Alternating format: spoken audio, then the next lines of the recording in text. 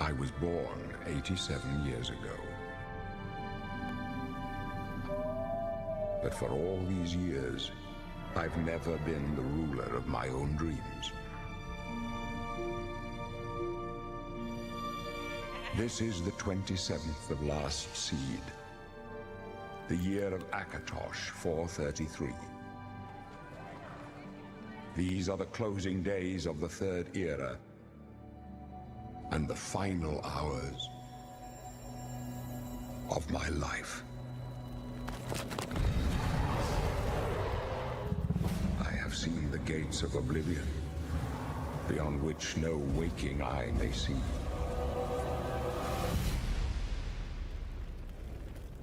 This is only the beginning. Worse is yet to come. Looks clear. A trap! The time of cleansing draws nigh. Who now will save us from the coming darkness?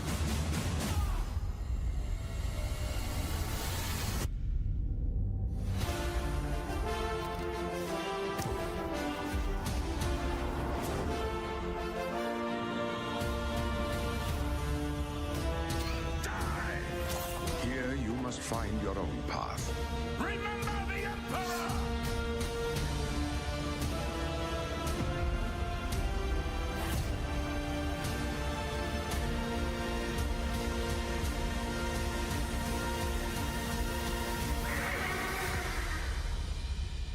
Find him, and close shut the jaws of Oblivion.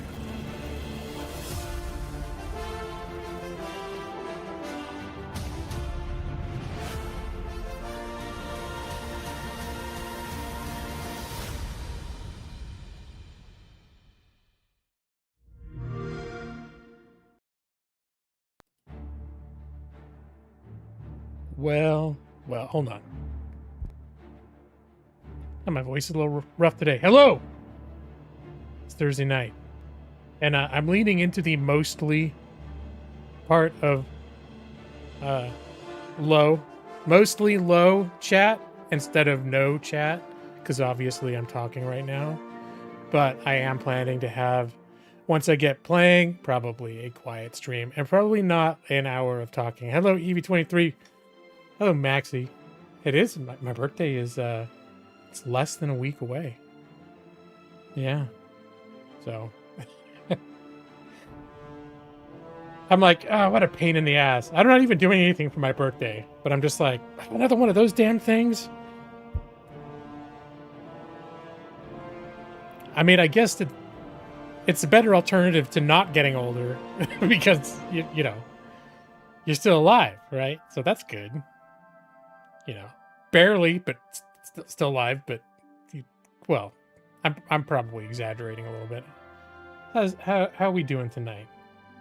So I almost did just another quiet stream, but then I thought I should probably just check in and leave a record to let so people know that I'm still like okay. I think I'm mostly okay. Whatever. I'm in a weird state lately, but for those that were here last week, I was in a very bad mood, and I ended my stream abruptly. Because I was having a moment, and I basically just was like, I can't do this tonight, and I turned the stream off. So that probably left a few people like, what the actual hell? Because, you know, I've been bitching for a year every week. Oh, my job is stressing me out. Too much is happening. I'm tired. I'm worn down. I'm in a bad mood. I almost didn't stream tonight. I say that all the time. And like last week, it was like, I said the same stuff, but that last week it was like real. 1 year closer to being able to draw Social Security. That's right, getting there. Getting there. Hello, P. Rich Ka. To you too, sir. So yeah, I'm gonna chat a little bit with y'all right now, and then probably when I play the game, I might even mute my microphone and just play the game. But yeah. the long story short is this year is kind of, it's worn me down. It's worn me down mentally, emotionally, physically. And in some senses, it's worn me down with too much good stuff. That's why it's like, I should complain. But like, we did the Florida trip. We bought a house. We spent 3 months trying to buy a house. It was super stressful. But at the end of the day, we got a house that we really liked. We moved into it. My new job stresses me out a lot. That's basically started coming about a month before the new year. It's been really stressful. And yeah, it's being stressful. And so that's like, I basically, and that the job too has been getting particularly stressful again for the last few weeks. So yeah, so I'm sort of at a state right now, like, and then I also do have some like health stuff going on, which is like, when you get in a mindset like mine, you start thinking everything is like, oh, it's cancer, it's gonna, whatever. And I know I try to talk myself down from it because I know I have a history of every weird little ache and pain I ever have. I think it's like, oh, that's it. It's the one that's gonna kill me. But so sorry your job infuriates you. You know the feeling, and not that it helped. No, I appreciate it that if I come on here and talk about that, if I vent about it a little bit, that there are people that understand that jobs can be, if a job is not going great, and I think all of you could probably really, Evie, I know you went through a long period before you moved to your current store location where you weren't happy at your job for a while. So I think most of y'all can relate to that, but even if not, I think everyone can relate to going through little chapters in your life that are a little like, wear you down a little bit. The Skull Sphinx and I are watching through Star Trek The Next Generation. Oh, that sounds like so much fun. Yeah, I need to revisit some of the old Star Trek at some point. We got like a free year of Paramount Plus through, my wife got it through somewhere, but it's the one with ads. And I tried watching last week an episode of the original series. And some of these services with ads, they have a light hand where it's like you'll start a show and ads will go for 2 minutes and then the rest of it will just be no ads. This was not the case. With the Star Trek, it was literally wherever the original ads were in the original broadcast, they would cut one in, like 2 minutes of ads. And so I actually got frustrated and stopped watching it. Then I'm like, well, maybe you have to upgrade for the no ad version, but I couldn't deal with that shit. Except the ones seasons 1, 2, and 7. And every third episode of the other seasons. They're bad. Making 26 episodes a season that are actually good was hard. Well, that's like a lot of TV shows were like that. But they had grueling production. I mean, that must have been just a very rough... It was a very rough show to work on. Voyager did it even worse. I never got into Voyager. Like we've talked about this a few times. Probably need to get in. I feel like I need to buckle down and make myself get into DS9 because everyone I know who's actually watched the whole thing, it's like their favorite, close to the favorite, if not their favorite Star Trek series.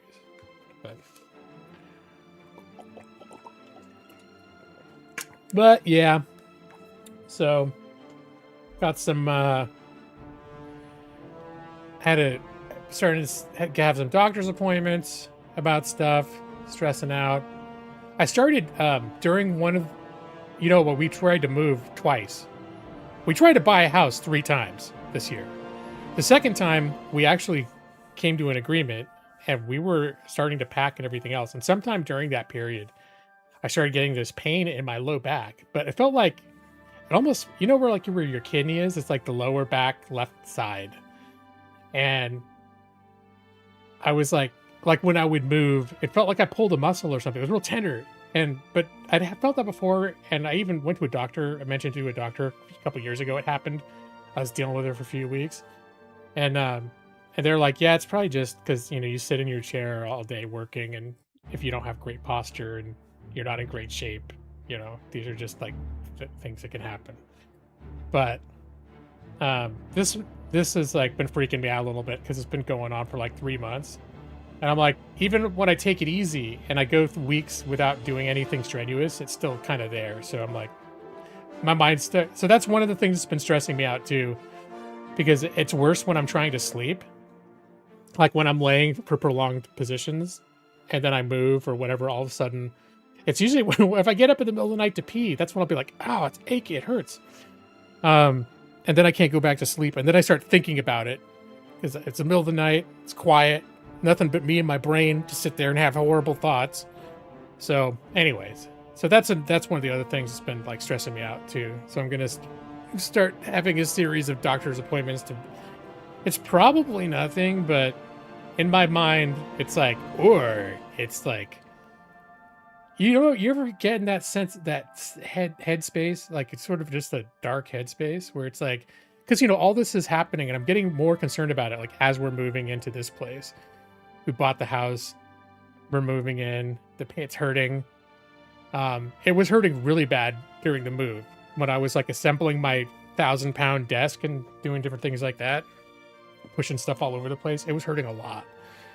And I have these like dark thoughts like, oh, that would be just my luck. Like we finally, I'm 51 years old and I'm finally buying a house for the first time. And then like I get some terminal diagnosis 6 weeks later or something like that.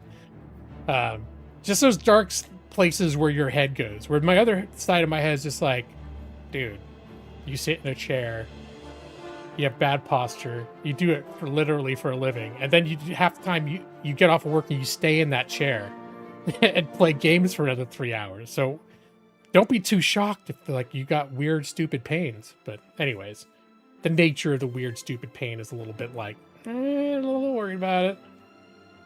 And I had a video appointment with a doctor yesterday, and of course it's just to set like an initial game plan, but they're like, yeah, that's worrying that it's not going away. So like, it could be nothing, but it's like, they're like, yeah, let's, whatever. So gonna go do the labs. I'm gonna go do another actual like physical examination in person next week. Maybe do some fun stuff like CT scans, whatever. I'm sort of just like, just scan me, do whatever you need to do to figure out. Basically, I'm hoping they're just gonna confirm that like, yeah, you sat on your ass too long. So here's your prescription. Stop sitting on your ass so much. But obviously, if there is actually something there, I want to know about it. Because if the bad things are if there is something bad, you want to catch it early. So hopefully, if it's something bad, we're catching it early. And hopefully, it's not something bad. But this is the sort of the mental journey I've been on for the last few weeks, and then my work is just been stressful. Some people have been getting fired around us, and there's been a lot of scrutiny from the leadership on like that our team is not doing a good job. And anyways, that's been stressful. That's the other thing about buying the house that is stressful, is it like we moved an hour away from for Oregon, even whatever you want to call major city in Oregon. We moved an hour away from any of there's like 3 major cities in Oregon. And so if somehow my job didn't work out, and we have 1 car, right? When we lived in Portland, I was literally 200 yards from a metro station. So like, I could get work without even needing a car. But if I needed to do a job search right now, which, I won't lie, I actually have been keeping my eye on the job market, and it's kind of shit right now, but I'm not like seriously like a second away from quitting my job or anything, but I'm at a point now where it's like, it's become enough of a stressor that I'm I'm keeping my eyes open. Let's keep my eyes open in this phase and seeing if I can anything more promising comes along. So, and that'd be a whole other thing I don't want to deal with. But yeah, anyways. Prescribing an hour a day of Beat Saber off stream, of course. Yeah, you're off tomorrow through Sunday for your anime convention. Cool. You know how that can be, Madros. Had to get a neck ultrasound recently, and in turn, you needed a neck MRI with contrast, and you're waiting your doctor's finding, and he's taking his time. Oh, geez. Yeah, there's still, there was stuff I set up earlier in the year that this year just got so nuts that it just fell through. So like one thing that I was supposed to have an MRI too. It is something they've sort of talked about for a couple years, and it's kept falling through. But one of the things, like when I get my annual blood work done, one thing that's popped up every time since I was like in my early 30s was high liver function, which is indicative of like some sort of irritation or inflammation. And they diagnosed me with fatty liver, which is, it's something that is not imminently life-threatening. It's not like super serious, but it can lead to serious stuff, or it can result in serious stuff. So that's something that the last couple of years they've been trying to be like, yeah, we should probably do some tests to make sure it hasn't, because you can develop kidney disease or liver disease and some, cirrhosis and stuff like that can be life-threatening.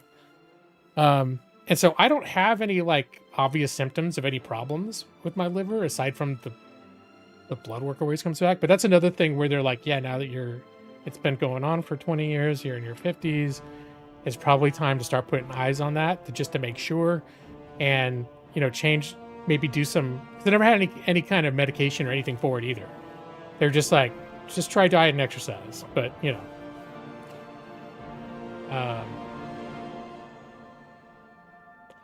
all right. Well, yeah, you're right. I mean, the terminology side.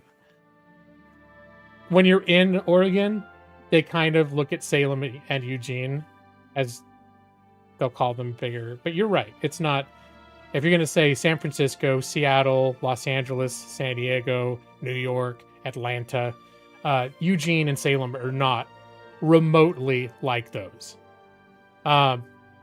Those are both Eugene and Salem are basically feel like suburbs of larger cities. So they don't feel like themselves large cities, but they are, they're all metropolitan areas that have a couple 100,000 people. When you compare it to towns that, like the town I live in now is 10,000 people. It's all relative. I guess Bend has a pretty decent. That's another town that's got a sort of a decent sized population for Oregon.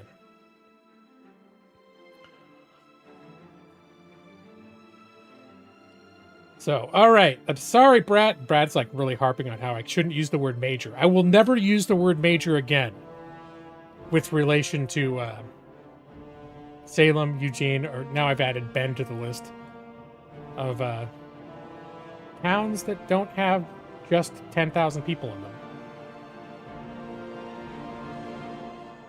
See, Eugene Rules is just small, but it's also adjacent to Springfield, which is it confuses me because it just seems like one town, but apparently there's these invisible borders. Like whenever we go there, like we'll go to a store or something, and Amanda will be like, "Oh yeah, we went to that store in Springfield." Remember? It's like, how did we end? When were we in Springfield? Like I don't even know where the line is. I just know you're driving around, and now you're in Springfield, now you're in Eugene. It's two cities. But I never would have considered them. I mean, I grew up in towns like in San Diego County and other places that are basically the size of Eugene, and I never thought of them as cities. Like when I lived in California, I never would have considered if I saw these towns, I would not have been like, oh, they're major cities. Just relatively places in Oregon where there is a job economy, where there are You know, whatever. There are all the major services are there. All the major things that you'd want are there. That's where I think what I'm tempted to call them major. I'm more talking about that as opposed to places where it's like, yeah, right now I've got to drive an hour to get to a Kaiser, you know, because we live out there. And it turns out if you don't live in, you know, Salem or Eugene or Portland, then you don't get Kaiser, which you know, whatever. So something under your jaw, you figure was just a small lymph node because it persisted 5 months. Time to get an ultrasound and then get the MRI. Hit Greater Oklahoma City Metro. Right, it's just 15 cities all like jumbled together.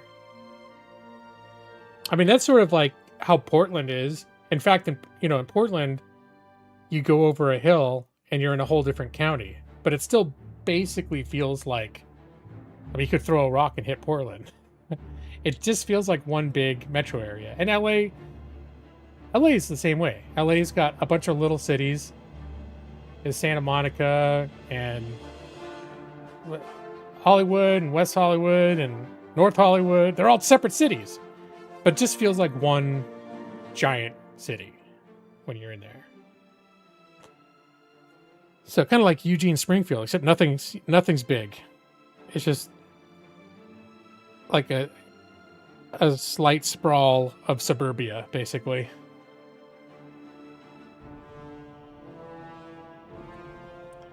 But anyway, so yeah, that was sort of what was going on. I felt a little bad last week because I was just like, I kind of feel like I snapped a little. And it's probably like, oh, people are, I wonder if I freaked anybody out. Because I just was like, nope, I'm out. I'm done. I'm out. I can't do this week. And I was talking about it after the fact too with my wife, and I was chatting a little bit with like Brad too. About how a lot of times I've been stressed and on Thursday nights. And a lot of times I come out of work thinking, I'm too tired. I can't deal with like being social and talking and streaming and everything. I just can't. I don't think I'm up for it. I'm just too worn down.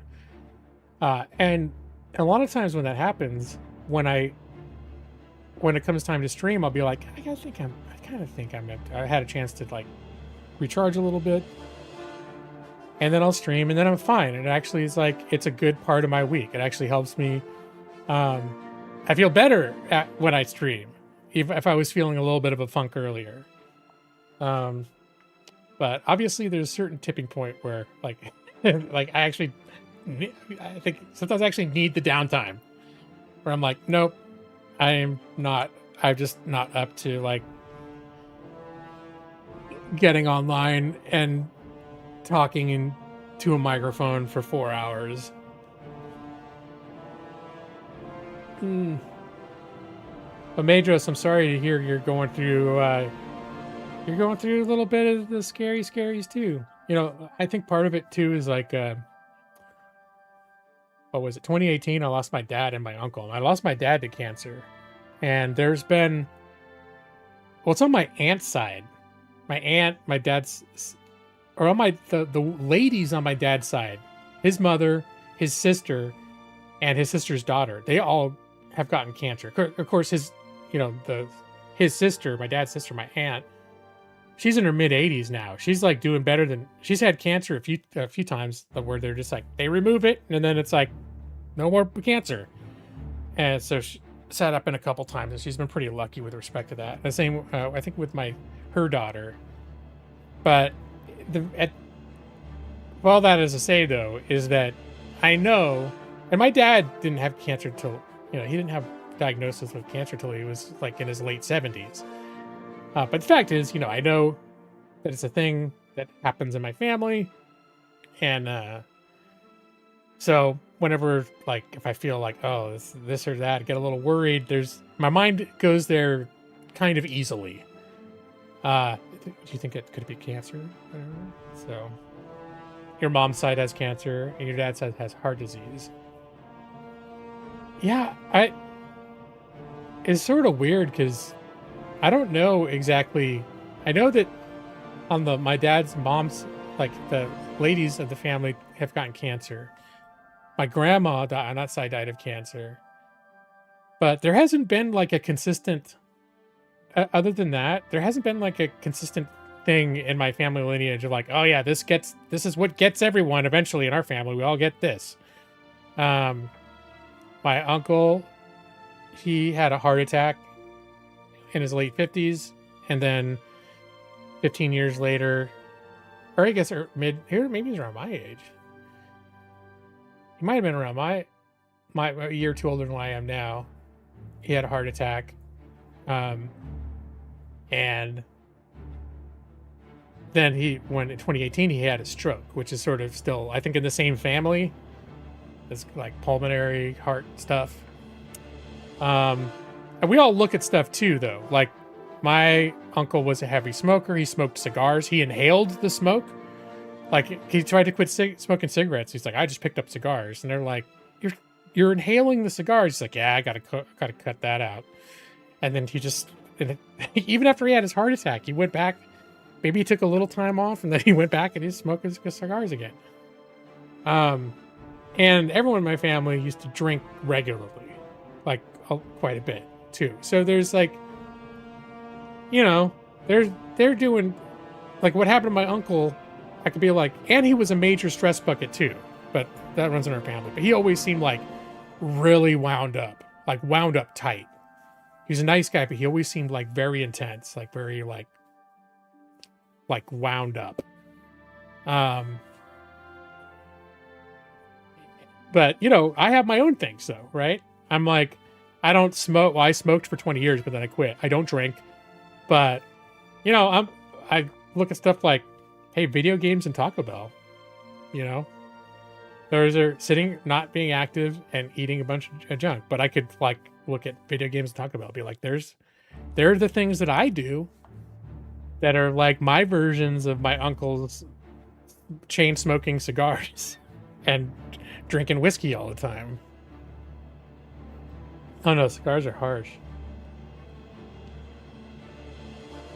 Many males on your dad's side have had multiple heart attacks. No, it was 32.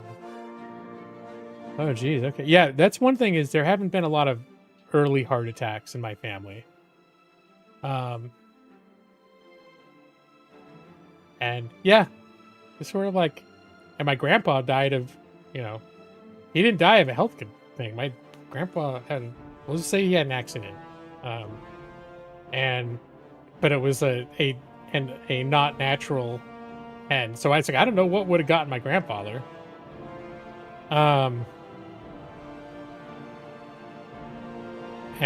Yeah, that's a story I don't want to go into. But he did say he met a premature end, and no one was like, oh, if he only hadn't been drinking, it's like, nope.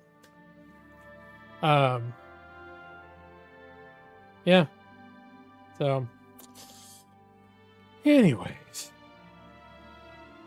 if you just ate what you wanted for the longest, which is really your only vice, you started dieting last year, you're down 100 pounds. Oh my God, dude. Congratulations, man. That's great. Yeah, I think because I used to look at these little books that said your weight versus what your height, like what your weight should be. And my height is like 5'9", 5'10", and the target weight for the book was like 145 or something like that. But I've got a really broad frame, so there was a point when I was like, I don't know, 18 or 19, where I was like dieting, almost anorexically dieting and exercising, and I was determined to get down to 145. And there were people then that if they hadn't seen me for a few months, they're like, "You don't look well. Are you okay?" Like, "No, I'm doing great." And then like years later, I saw a couple of pictures of me from that era, and I was like, "Oh my God, I look like I should have been like in a hospital. I look terrible." You always think of me as 6'1". No, I'm just think you don't get more average height than 5'10". So 5'9", 5'10". I'm whatever average is. That's my height. Yeah, no, that's me, Madros. I think at my worst, I've hit like 280. But even when I was really active and exercising, like a year ago, for that, it was about a year or so where I was doing pretty good. And I think the lowest I got down to was around 240. I had a doctor at that when I lost all that weight before saying that they thought probably in my 180s for my frame is where I should be, because there was a point where I was around my mid 180s, and I had a doctor. He was like, stay where you are. He's like, don't lose any more weight. This is a good weight for your build. So I was like, oh, okay. But I haven't been close to that in, a long time. You stuck with it for the full year.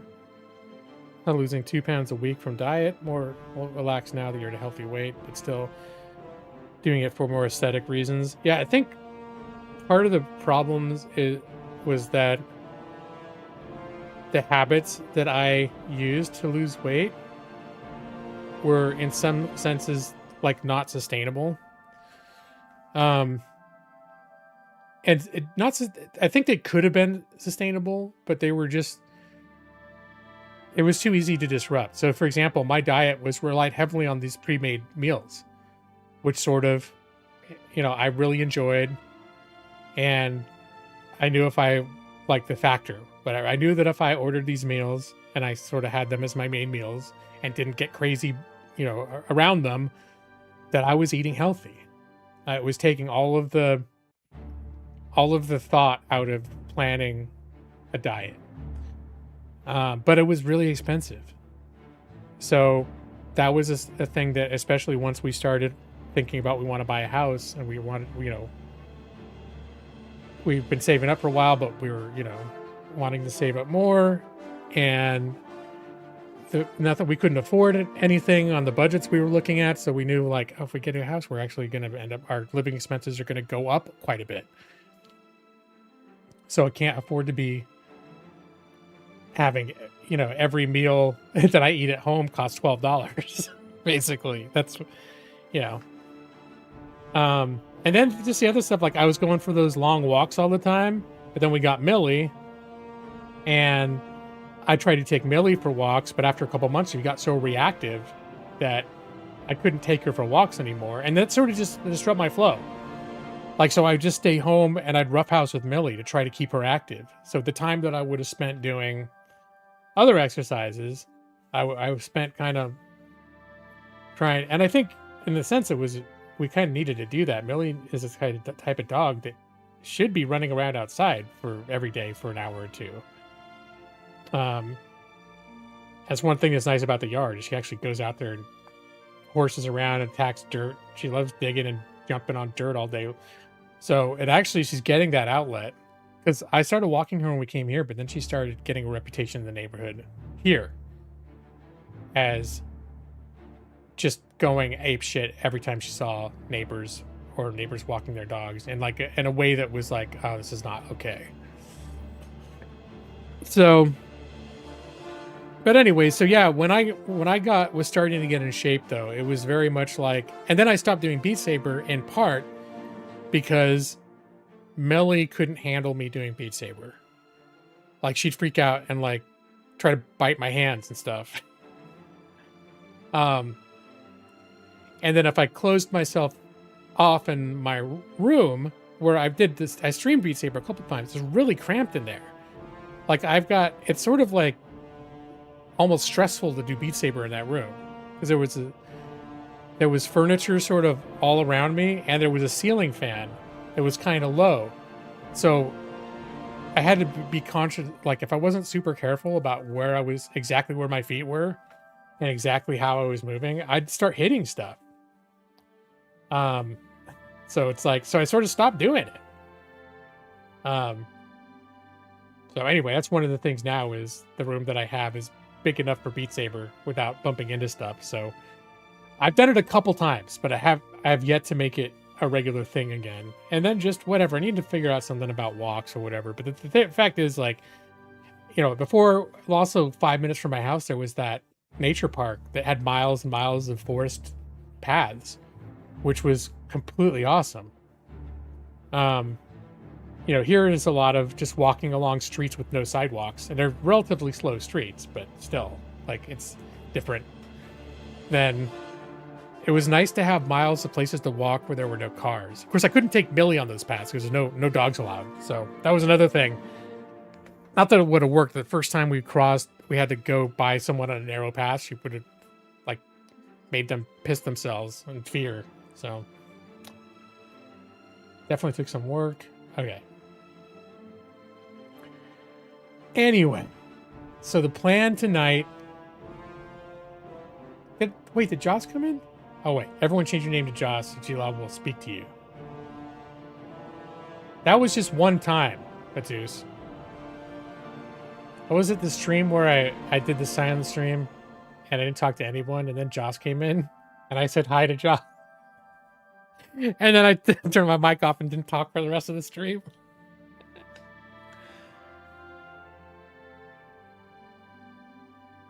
So, well, we'll see about...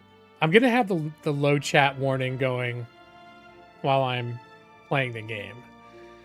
So this week has been a little... I've had a hard time finding the game I wanted to play, because I actually went back. I finished Metaphor ReFantazio over the weekend. Finally beat it. And great game. Took me 180 hours. I think I took the long way around, but I finished it. It was good. And then, Brad, I was thinking about... My plan was to go back and play... I was going to say This Is Us. What's the game that you got me? It's right here. The Hell Is Us. And, but it's such a bleak atmosphere that I was like, I need something that's not bleak. So, the funny thing is, I got really in a couple nights. I started playing God of War, which I've had for years, and I've been meaning to play forever. And that it's not bleak. It's a little bit, you know, still he's a serious fella, but it's like a beautiful world. But I played that, but then I was getting stressed out because the combat is, I mean, it's just constant action combat. And so I was like, and because I've been having these pains, and I've also been having like when I get stressed, I get like stomach pains and whatever else. So it's like I felt myself, I was all clenching up while I was playing God of War. So like, okay, no, this is too much. I need something more relaxing. So I was like, I think I need to play some JRPGs. So I did. I installed 3 different JRPGs. First, I got Persona 5 from Humble recently. The same people, obviously, I'm sure most of you heard of them. I was going to say the same people did Metaphor ReFantazio, but to be more accurate to say the people that did Metaphor are the people that do Persona. And for some reason, it just was like, maybe I could be in the mood for Persona. Like, the idea of playing a high school student didn't sound offensive to me for a minute. And so I probably played it for a couple hours, and I was kind of into it. But it also had kind of a dark, oppressive feeling to it. And I was like, I just need something. So I installed Dragon Quest, which I still have never beat. I've given it a run a few times. And then the other thing I did is that new Trails in the Sky, the remake, which is still $60. I don't know if I had that, if I would want, if I really want to play it, I'd probably buy it. But right now I'm waiting, wait for it to go on sale. But I downloaded the demo. There's a demo for it because I just wanted to see what it felt like to run around in like the first town and see the introduction of the game and stuff in the new game engine for the remake. So I played Trails in the Sky for probably like an hour or two the other night. And I was kind of having, that's beautiful. Like, having played the original one, and I got very far into the original one, but I've never finished it. Playing in like the fully 3D world, but it's like basically the exact game, but recreated in this beautiful 3D world.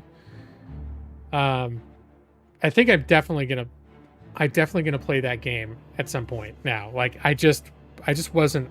I didn't want to buy it, and I was like, I still have all these other games I could play. Like it's that's why I started playing Dragon Quest. But I've been hopping all over. So today I was like, and I took today and yesterday off of work because I was losing sleep because of my pain, and then I was anxious and just feeling close to the edge. So I actually taken the last couple of days off. So yesterday is when I was playing all these JRPGs. Today I just randomly was like, I think I want to play Oblivion. And so that's what happened. I started playing Oblivion, and it's like a very comfort game. There's action combat, but it's not frantic. It's not like action, like hitting combos and rolling and dodging and all this stuff. And hello, Umbra. Yeah, I can just be really bad at reading the chat. You won't say a word about it. All right. There's a channel on YouTube called Basement Brothers, which covers all these old Japanese PC games. Oh, it did the pre-trails Legend of Heroes? I didn't even... I mean, I probably knew at some point because I've watched a lot of stuff about the series, but if I knew that there was stuff before the trails, I'd forgotten. Probably only in Japan releases, right? Because I always got the sense that we've only, for the most part, seen the tip of the iceberg of the games in that universe. Well, they do Pool of Radiance. That's not JRPG. There are quite a few portrayals. You've been playing Skyrim for PS5? Cool. Yeah, no, I played a lot of Skyrim. The thing that I'm enjoying about Oblivion is, first off, especially on my new PC, the remaster runs really, really well. Which is a nice bonus. But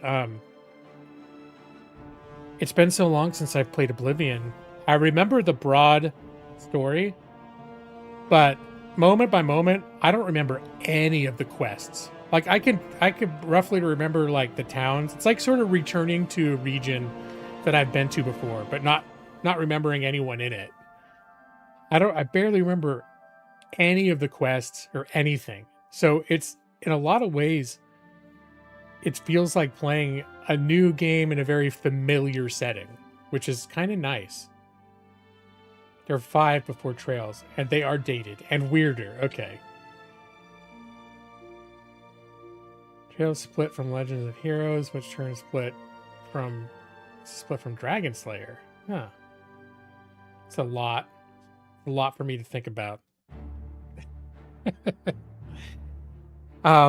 I think it's going to be enough for me if I really properly get into it. I think there are enough Trails games now that I'm never gonna concern myself with the other ones.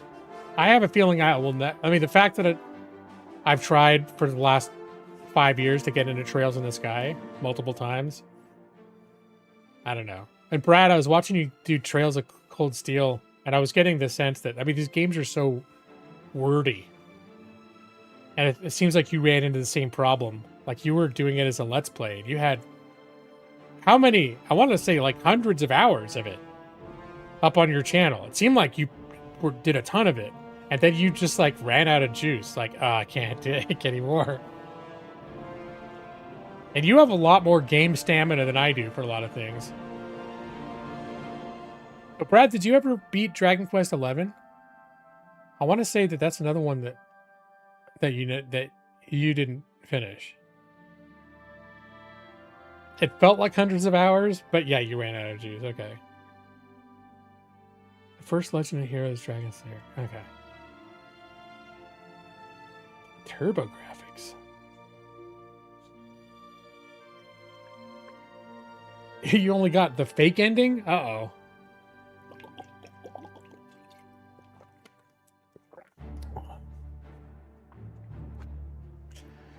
All right.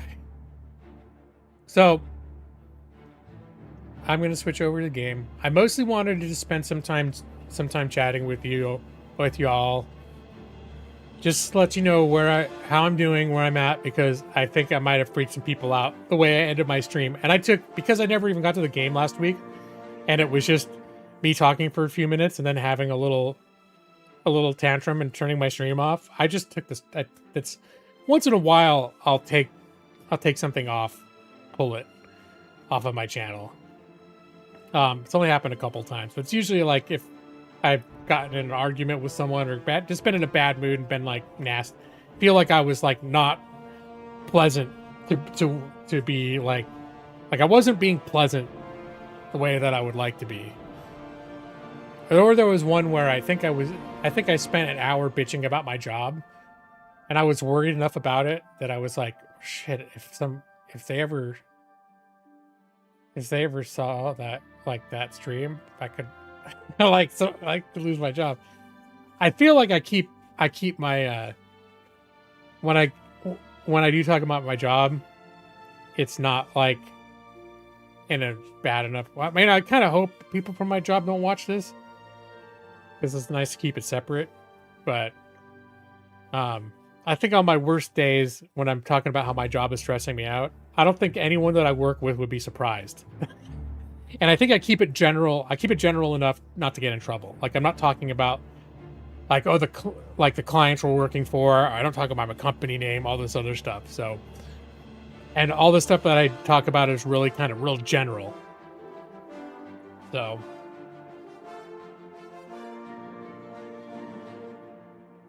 the original Dragon Slayer is credited as being the first action RPG. Oh, all right. It's the first action RPG series. Interesting. All right. But like, I can feel like right now I'm just getting tired. So I'm gonna go over. I may just not talk. Honestly, I may just not talk, because it's a hard line for me to draw to be sort of talking. And if I'm sort of talking, I'll end up talking, and then people will interact because I'm talking, and it's like the way a stream should be, right? When someone's talking, and then I end up talking until I'm worn down again. So I might talk a little bit, but my plan is probably just to mute my mic and just play the game and be quiet. Give you a little. Okay, I can talk a little bit about getting it when I get into the game. Oh, thank you. Thank you, Madros. 95 months. My goodness. Gonna go back to Lord. Yeah, Madros, this has been uncharacteristically participatory in chat. Well, Madros, my thoughts are with you. I'll keep my fingers crossed for you and your test. You just keep your fingers crossed for me and my test. I feel like yeah, it sounds like yours is a little, well, mine could be worrying too.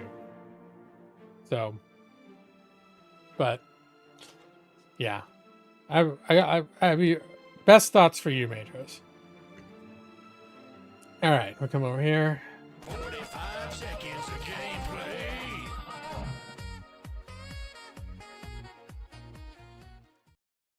I even have this all ready to go. It's no hassle. But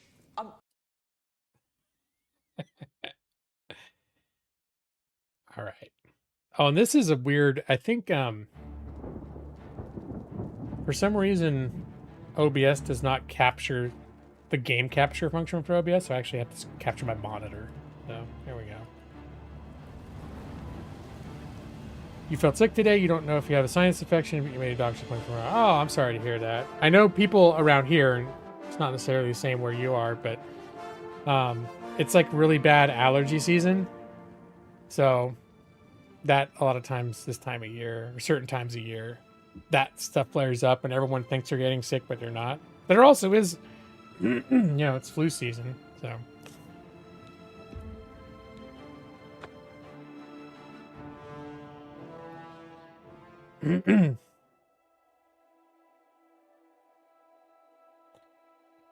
All right, I should turn the oh, this is what I was doing. It's all over, lawbreaker. Your spree is at an end. I'll take any stolen goods you have. The next move is yours. Pay your fine, or I'll haul you away. All right, I'm gonna pay my gold. That's too bad. I was hoping you'd resist arrest. Okay, here's the procedure. We go to the castle. First, we search you, confiscate any stolen goods. Then you pay your fine, and we release you. The hell of a way to open the gameplay for the gaming lawbreaker, yeah. So that was Bastion? Oh, this looks just like the Mages Academy. I was like, wait, why did they take me to the Mages Academy? Anyways.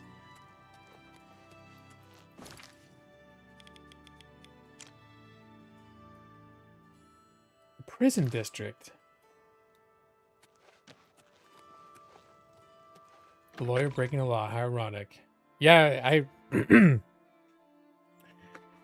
And all these Bethesda games, usually I'll end up doing this. Well, because I'm like a stealthy... I'm like a stealthy, sneaky archer. But I think of myself as like a Robin Hood, you know?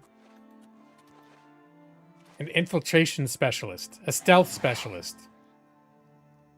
Oh, accidentally summoned a ghost specialist. So that was part of a quest. I'm supposed to steal the taxes. It's like a Thieves Guild quest, like the get introductory. I'm supposed to break into let me turn this off while if I'm still talking. I'll turn the low chat warning on once I'm gonna not stop talking.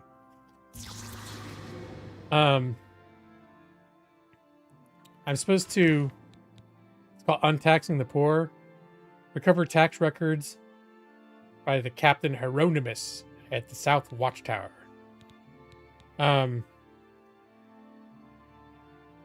And they keep seeing me. It's a cozy place. It's filled with guards all the time. And if you go up to the room, I don't know where to find it, but I get arrested when I go in. I'm not, we'll say, yeah, it's a lawyer breaking a law, but even in video games, I'm just not good at it. All right, what the hell even district am I in? Why is the... Oh, I'm getting confused because... Can I find this Hieronymus Lex and just pickpocket him, maybe? Maybe he's got it. No, I think I tried to pickpocket it. He doesn't have the taxes on him. He has them somewhere in that tower.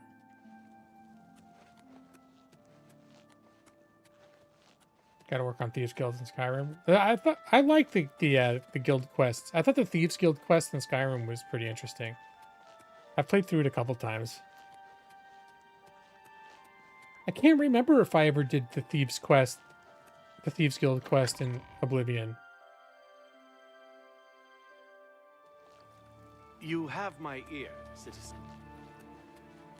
Because also over the years, I've gotten a little more open to the idea of playing like characters that are on the wrong side of the law. Because before, when I played this, like, I want to be the hero. I want to be like a paladin, and I have a character concept of this like super good guy hero, and I'm like, I can't get my head around the idea that he's going to be sneaking into like people's houses and stealing and shit.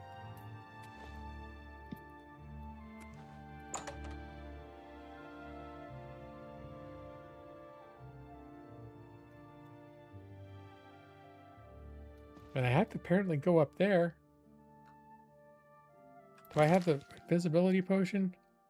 I even bought an invisibility potion thinking, nah, I used it. It doesn't work worth shit when they're all standing like 6 inches in front of your face. All right. Just gonna try. It's the definition of insanity, right? Go take your break. Oh, shit.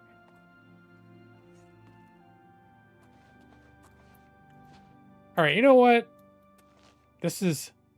I don't know if I want to deal with this right now. I was poking around this for like an hour trying to... Well, maybe not that long, my but... ear, citizen.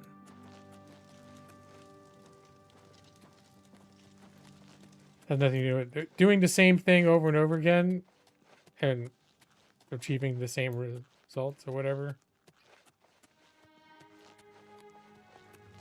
That's a saying, though. That if you do the same thing over and over again, and you're yielding the same results every time, the negative results, and you just keep doing it.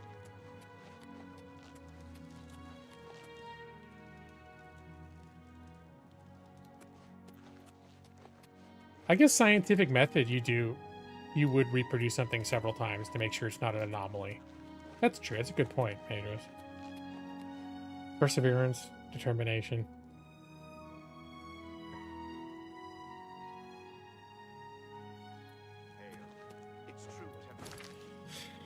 All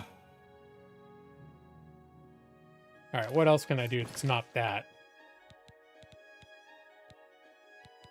There's this one where these guys tried to tell me to go kill someone that they say they're vampire hunters. And then when I found the guy, he convinced me that it's actually the people that tried to set me on him were the actual vampires. Let me see, where's he at? He's at some cave out of town.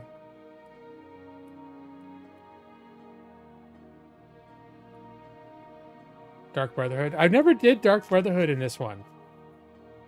I know I didn't do Dark Brotherhood. Even though I've heard it said that it's the best quest line in the game. And that also fell prey to 15, 20 years ago. And I was like, I'm supposed to be the good guy. The Dark Brotherhood just feels so evil.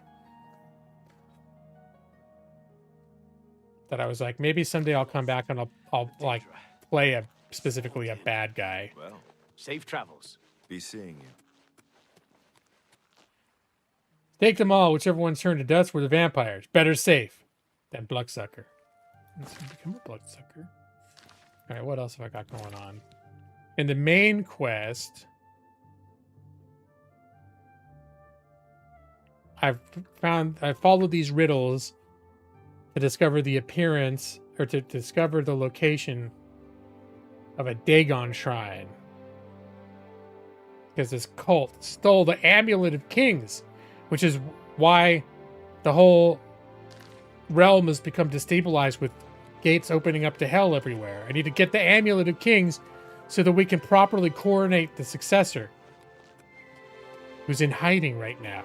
The illegitimate son of the murdered emperor. But he is like, we need to make him the next emperor. You end up with so many quests in here. Okay, there was the Dark Brother one. The Dark Brotherhood, I did get the first quest because I killed someone by accident, though. Because what it is that you'll never hear from the Dark Brotherhood unless you murder someone. And then the next time you sleep, someone from the Dark Brotherhood comes to visit you to basically like do an initiation murder for them, like an official officiation, and then they'll let you in. But I was literally like, I didn't mean it was a quest where there were NPCs. It was in the siege of not Bruma, Kavach. They've been taken over by an Oblivion gate, and they have people come along with you to help you. And I'm always hanging back with my bow, and they're all like just face rushing all these guys. And so I'm shooting my bow, trying to shoot the bad guys, and there's a crowd of good guys around them, and one of my shots hits one of the good guys and kills him. And everyone freaked out. They're like, murder! Someone's been murdered! I'm like, oh my god. Clearly it was just friendly fire. Somehow I didn't get nabbed for the murder there, but that night, when the next time I slept, the Dark Brotherhood was like, we see you murdered someone. It's like, really? It wasn't exactly premeditation. He was in the way of I shot at the goblin, and then this guy just put his head in the way, and he died. I swear. Your favorite quest line is Dark Brotherhood? Yeah. No, I've heard it's really good. Okay, what else am I doing?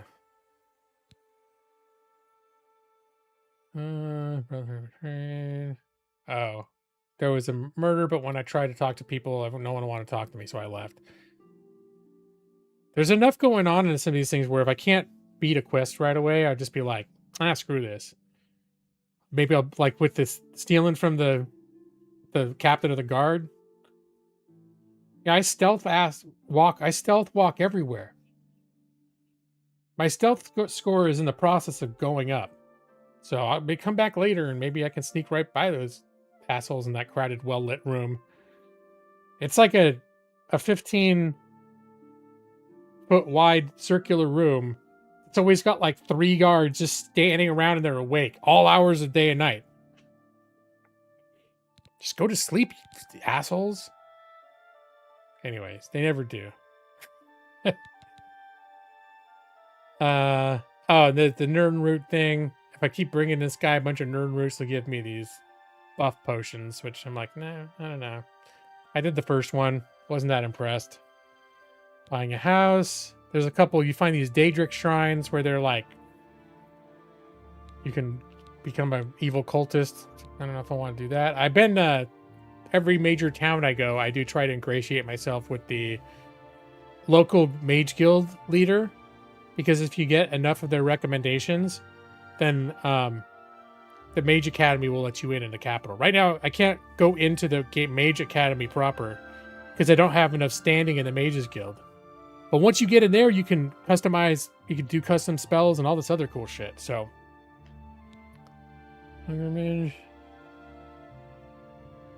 some sort of rumors about some prophet outside of Anvil. Haven't got there yet. There's a lady looking for rare wine, most common in fort ruins. So that's one thing. So as I'm traveling, whenever I see fort ruins, I go into them and clear them out. See if I can find her 6 bottles of wine, this special Shadow Banish wine that she's looking for. So far, I found 2 of them. I've been in like 10 forts, but anyways, it's a thing to do. It's one of the things about this game. It's just gonna go into another dungeon. That's what it's all about. Some place where I'm supposed to get dwarven artifacts to repair the orrery. Imperial corruption. There's supposedly a city guard that's corrupt. But there's a lady who has more information. And whenever I talk to her, she's like, I don't trust you enough to talk about that. And I bribed the shit out of her and got really high score with her.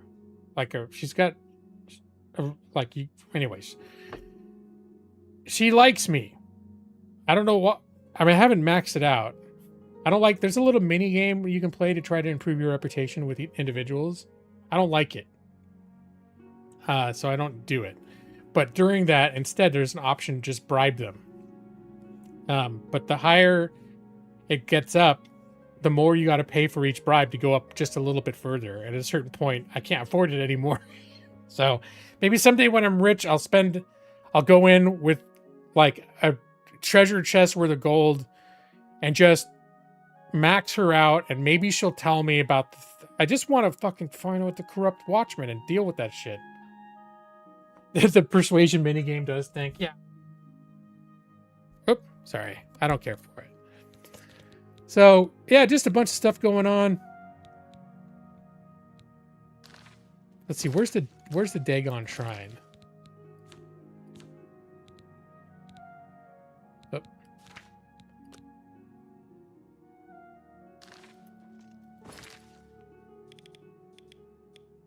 Oh, that's like way up here. So maybe I'll make my way to Cheydinhal, which I haven't been to yet. That's another thing too.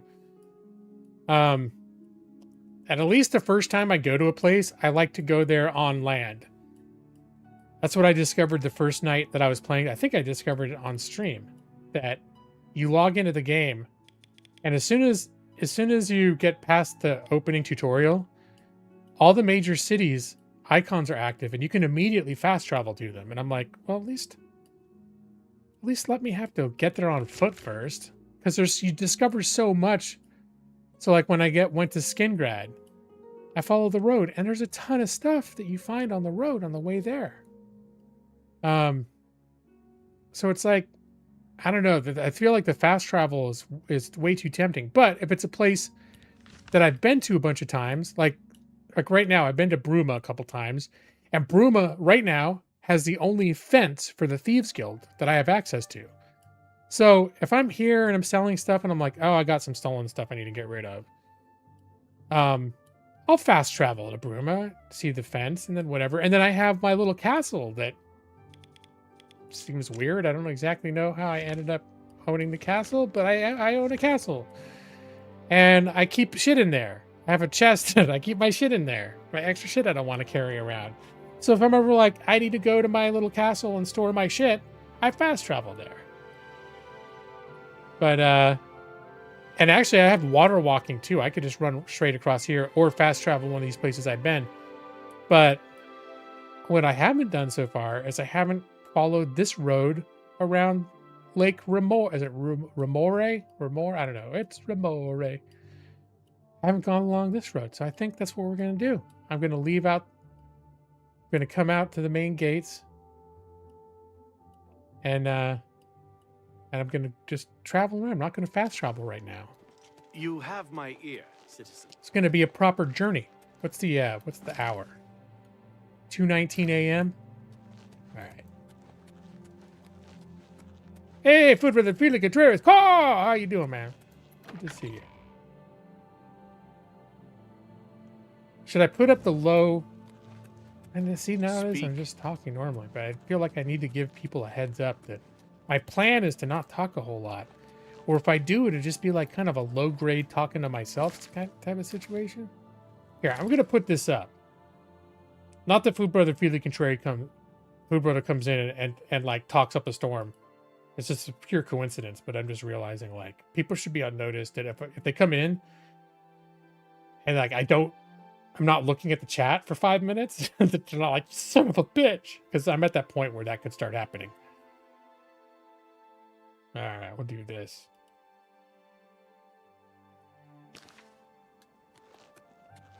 And now I have it in the title and in the description, and I have it on the bottom of the screen. That I'm it's on a break at work. Yeah, I think when you come in, that's what it usually is. You can't chat a lot because I stream while you're working, right? That's like your Thursday nights.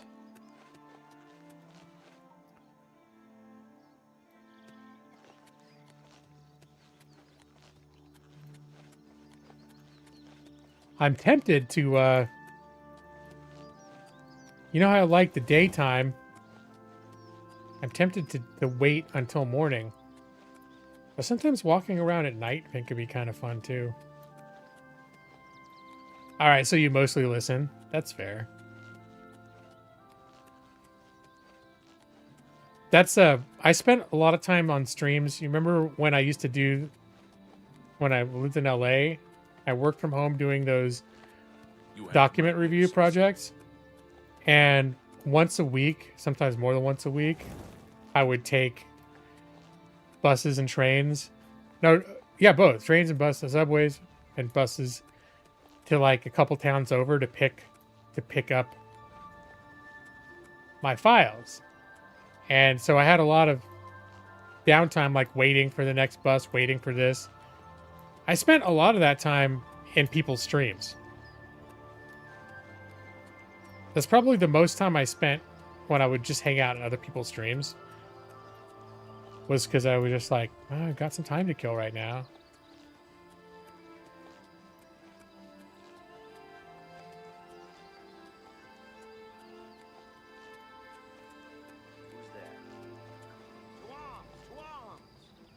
Yep. Really?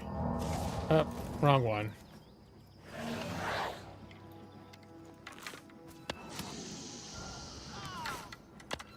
Here, have this.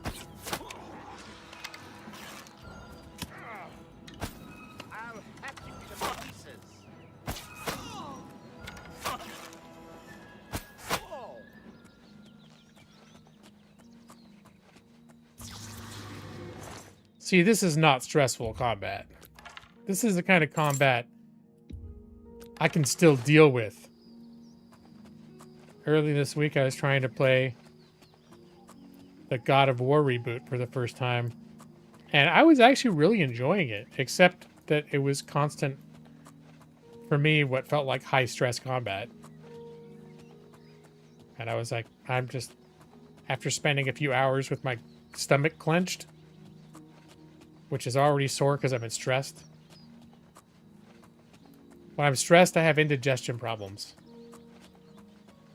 Have since I was a kid. So anyways, that's just one more thing.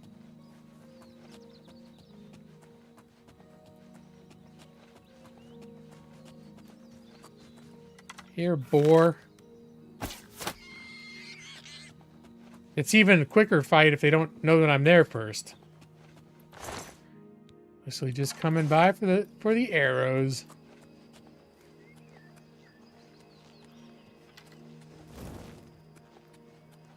You got to keep your eye out for the way shrines of the 9 divines as well, because those unlock special perks.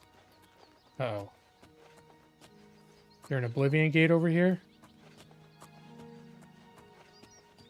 Or just a random fire elemental. Very inconspicuous. That is one of those fire Atronarchs, right? It's not just a friendly neighborhood. Uh-oh. Oh, it's like a summoner. Here, let's do this.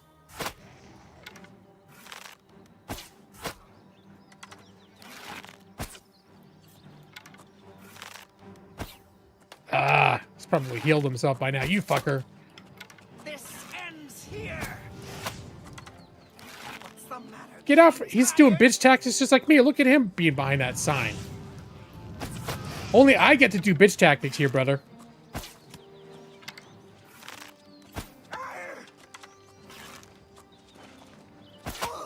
Okay, I'm just gonna get the sword out.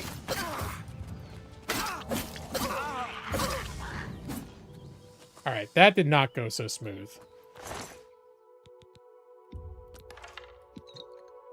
It's better. It's better if they die. How come I'm not getting that arrow back? I want that arrow. What a tease.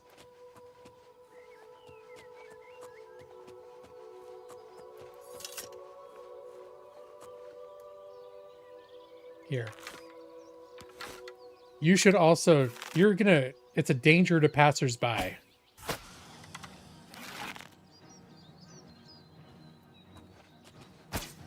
We can't have a flame Atronarch just chilling out at the side of the road.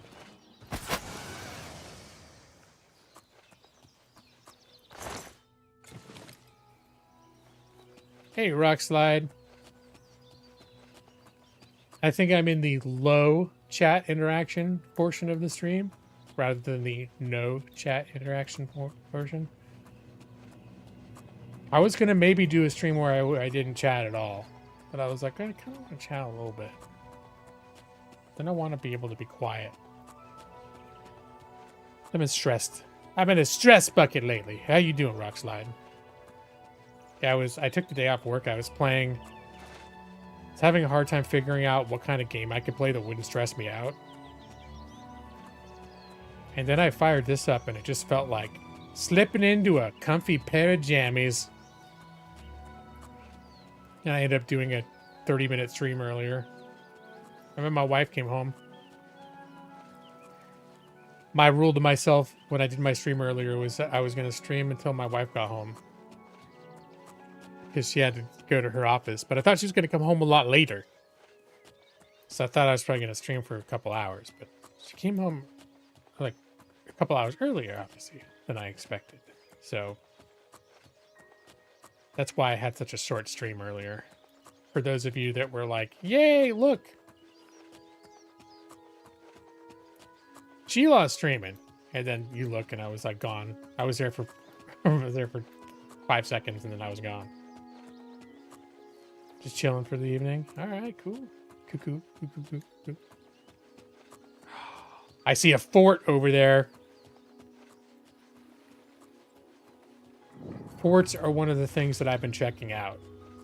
I probably don't need to sneak everywhere. All right, there's a fort. There's also a little town, so I'm going to check out the little town. Pell's Gate. Sounds charming. Hey, what's up? Help. What can I do for you? Rumors? Or that just basically means he doesn't have anything to say. If you're on a road, you can usually outrun anything. If you're in good shape and not wearing a tin suit. I keep the armor Good light. day. Is there a, looks like a guard. Hi there. No, not a guard. What do you want? Good day. I saw there was a little settlement. Actually, there's not even like an inn here or anything. This is just a little cluster of homes. What can I do for you? Take care. Just seeing if anyone had anything non-generic to say.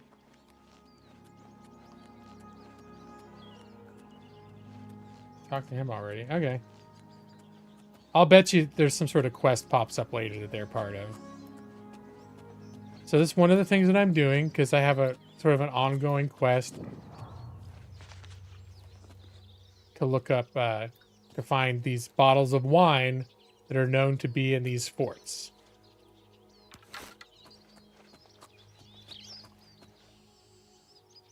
Who's around? I always feel a little bad. Like, what if there's good guys around, hanging around the fort? But it's never good guys. It's always bandits.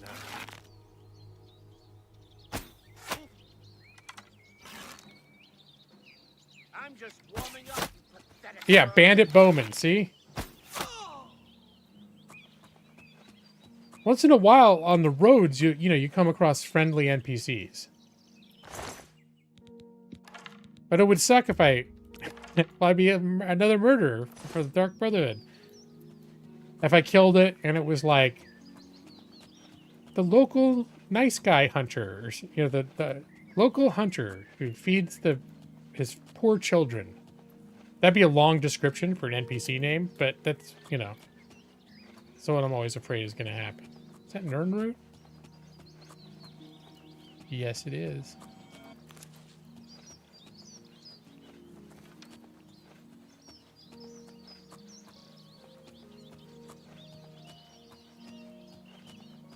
I've told this game to run at 120 frames. Is it forgotten? Well, it keeps going at 138 frames, which is fine. But I told it to do 120. Okay, whatever. That's one thing I'm really enjoying about my new PC is it's got frame gen, which basically I think uses AI to generate extra frames.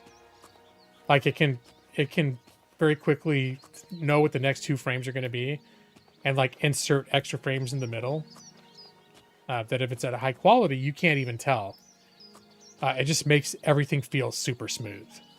If it's frame gen and it's not at a good quality frame gen, everything starts looking like shit.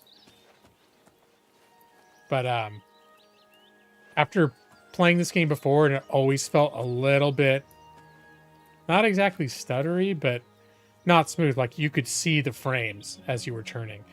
And of course, you guys probably can't see it as well on stream because it's streaming at 60 frames. So you may still see frames, like be aware of frames. But when I'm playing this in game, it is just like silky smooth.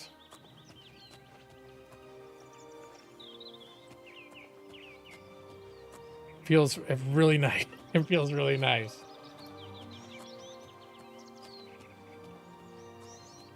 And it's funny now that I've been experiencing consistently higher frame rates.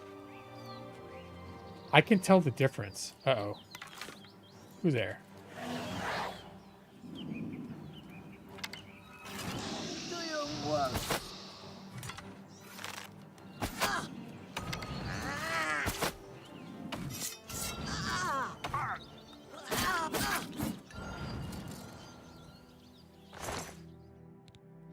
Extra arrows.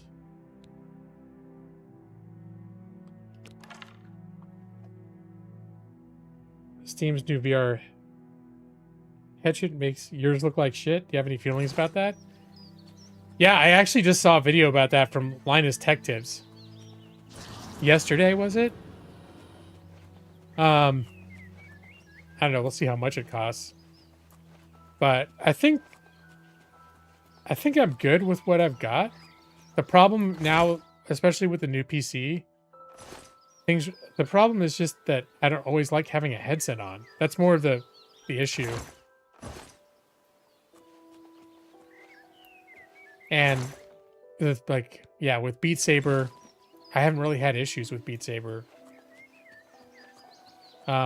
Obviously, it can make a huge difference in VR to get that better performance, because extra frames, extra everything, because it's something that's like right an inch from your eyeballs. All that stuff makes a big difference. So I've definitely got my eye on that, but I don't know if I've been playing enough VR. Like, I played a lot of VR for the first year. Like, I wouldn't say it was like, oh, I bought it and then I never used it. I did play a lot of VR. But I haven't been playing as much VR. So, but I'll keep my eye on it. Another thing that Linus Tech Tip said was, it did seem like that they were curating the games that they were playing to optimize the experience. Like, he was saying, the pancake lenses reduce the sort of like back glare that you get, which if you haven't used them headsets, it might be hard to understand, but sometimes it feels like you're looking through smudged lenses where light's catching on them, and it'll look like, oh, I just need to wipe it down. But some of it is just literally the way the lens technology works, that you get this kind of like extra like smudgy light effect sometimes. And the Quest 2 is much worse about that than the Quest 3. And he was saying that the new Steam one, there was virtually none of that. But he also said that it seems like they were demoing stuff that didn't have a lot of very bright lights, and so it could have been minimized because they were choosing visuals that were not provoking that effect. Content is still a problem. I'm keeping an eye on it too, because then there's murmurs that VR may not be taking off the way they thought it was going to. So we'll kind of have to see. The quest of the Quest was to try to make it affordable enough that it became a thing that, like, all of a sudden the scales tipped, right? And suddenly everyone's buying VR headsets because now they're affordable enough that everyone will be like, hey, look, it's like now every household in America can have a VR headset, because you can get these Quest headsets that are like, really easy to use and not super expensive. And that didn't happen. They definitely got a larger audience and expanded, but I think Mark Zuckerberg had some sort of idea that by now the entire world would have a headset on all the time and be doing everything through the metaverse. And it just didn't happen. And I think there was a lot of optimism because there's so much getting pumped into VR and making VR affordable for everybody. I think that also spurred on game developers to be like, hey, let's take VR a little more seriously. Let's make more like big title VR games, or make games that are VR compatible. And I think that might also be slowing down. Thought I'll be legless, hanging out, working in Meta Horizons world. Wouldn't listen to that guy too much. Well, the fact of the matter is that was like 2-3 years ago, and we've seen what's happened. I don't think he's still saying that that's going to happen. We know that didn't happen.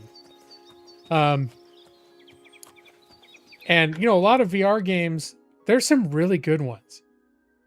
A lot of them are just kind of almost like proof of concept. And then, another thing too is, I think it's going to get better as they get lighter and stuff too. Like, I think I'm probably not going to make another move on a VR until if they can really shrink the technology. Because that's another problem that I seriously, when I was really playing a lot, I ended up having like neck pains. Like, my whole neck would be stiff and I'd be getting these tension headaches. And even though they've been getting lighter and lighter, it's much better now than it was a few years ago. And like the Quest 3 is not super heavy, but it's heavy enough that if you're going to wear it for hours every day, you're going to start having neck problems. And I think that's another major barrier too. That is like, it becomes affordable and it becomes like literally like putting goggles on or something. People are going to be much more likely to, you know, that's one of the barriers too, is people just don't want to put a big thing around their head where they feel disconnected by this big, like they're inside this clunky thing. And I think if they keep developing the technology, it's going to get to the point where, like, you know, people were like, oh, Google Glass and stuff. But that was always just kind of a novelty you couldn't really do a whole lot with. But the idea of putting something on your face that's not much worse than like heavy glasses or goggles, where you have really good pass through, where, you know, most of the time you could be wearing them and just be in the real world, and then switch over to VR elements or mixed reality. I think that's, you know, where things could be going, and maybe it will still hit that scale, the tipping scale. And then everything is going to be, you know, VR could end up being like huge. Oh God, okay. I was hoping you would turn around or something. Google Glass, you're right. Google Glass was a long time ago. But Google Glass, I'm bringing it up as an example because they created this certain vision of like, oh, what it's going to be like, this mixed reality. Everyone's going to be wearing these. You're going to have a computer on your face all the time. And it just didn't end up being the thing. And I think VR is going in that direction. Not in the direction of failing to deliver what was promised, but in the direction of being closer and closer to delivering that kind of experience. And that's when it actually can, and it's affordable, and you can get a full VR experience. You're not gonna end up needing neck surgery after 6 months. Then it may catch on the way Zuck wanted it to.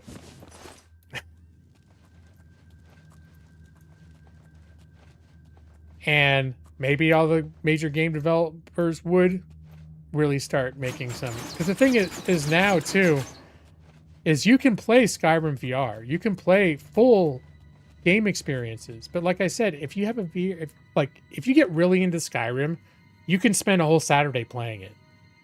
If you try to spend a Saturday playing Skyrim VR, you're going to need to go to a chiropractor. Like come Monday, you're going to be like all fucked up from having the headset on too much. First off, your battery's going to run out. So you have to get the extra battery packs, and they weigh even more.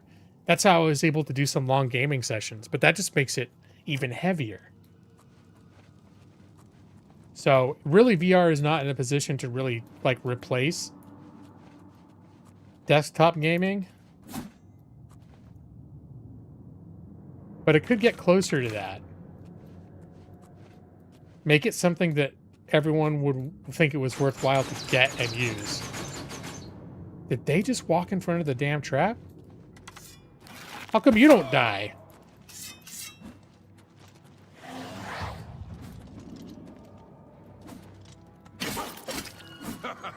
You move like a pregnant cow.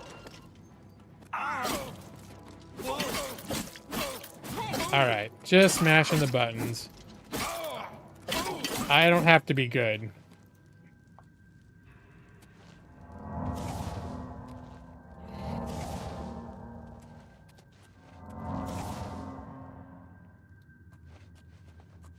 But yeah, I played hours and hours and hours of Subnautica in VR. That was awesome. You can play No Man's Sky in VR. That was one of the first things I did when I got my new computer, because No Man's Sky in VR, it was kind of a bitch to get it to perform well before, and playing games with good graphics, but playing them with the graphics turned way down in VR is not the best experience. So I did actually, one of the first things I did when I got my new PC is I tried PC VR No Man's Sky, and it was pretty nice. I'm just not always in the mood for No Man's Sky. And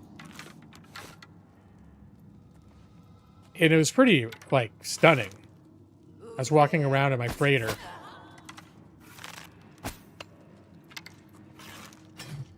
Where'd he go? Alright, I'm sure he's going to show up here in a second. Come on up, buddy. I'll be waiting for you. Got my ghost ready to go, too.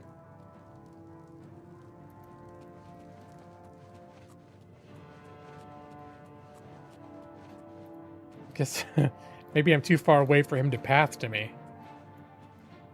Or maybe I don't know how to get where that guy is.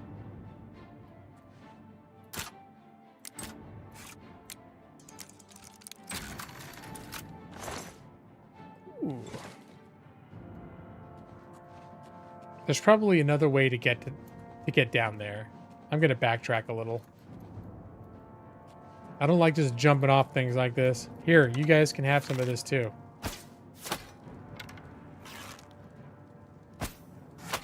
Everybody gets a little bit of arrow.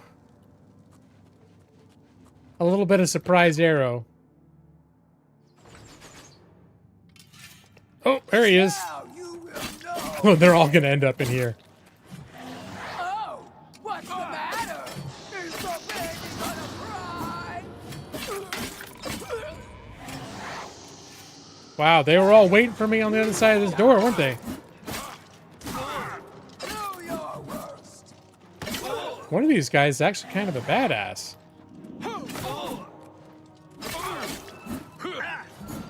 Alright, I need to heal up. Am I supposed to be impressed? No, I don't think I'm doing anything impressive right now, sir.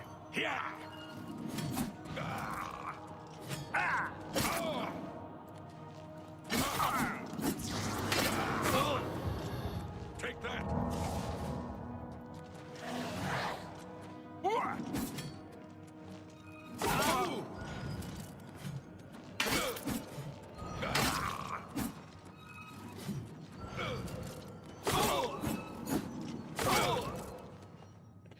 Whew.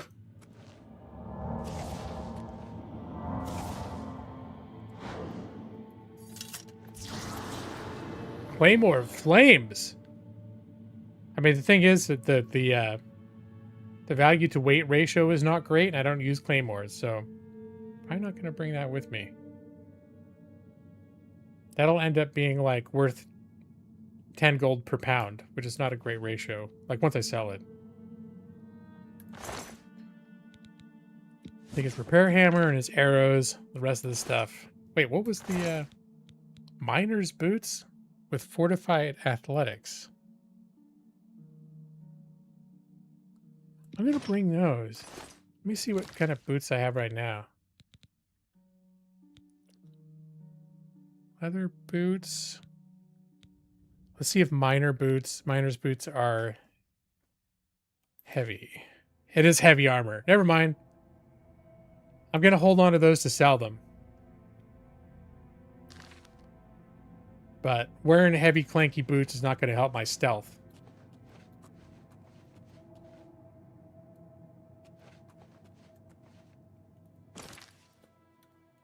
Oh, I just realized I've leveled up. You have to sleep in order to gain your next level. So. Freedom. All right. Nice, Overlord McGee. I don't have the energy to properly cry out freedom the way that you wrote it, but I know that's what you meant.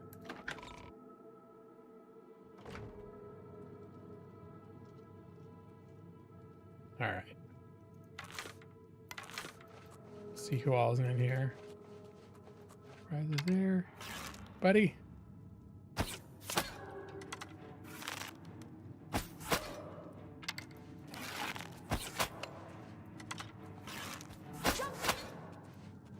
All right. I think, was this the room where I was shooting down at people? Yeah, from up there, I think. Oh, maybe. I don't know. There's even more downstairs there.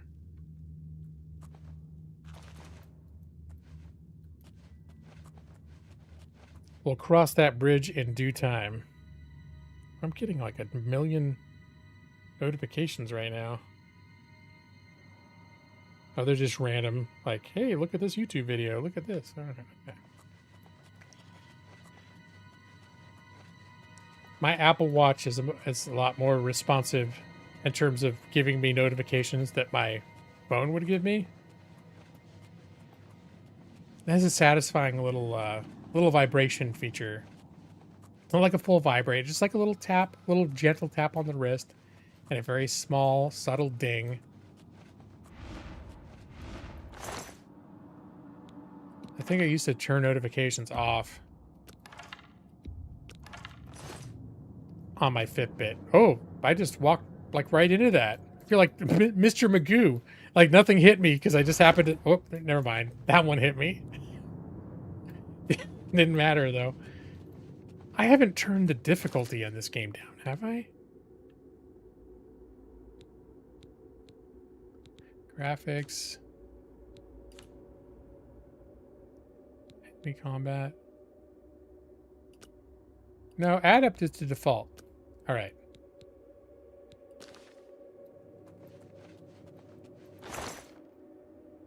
Well, I'll take all that.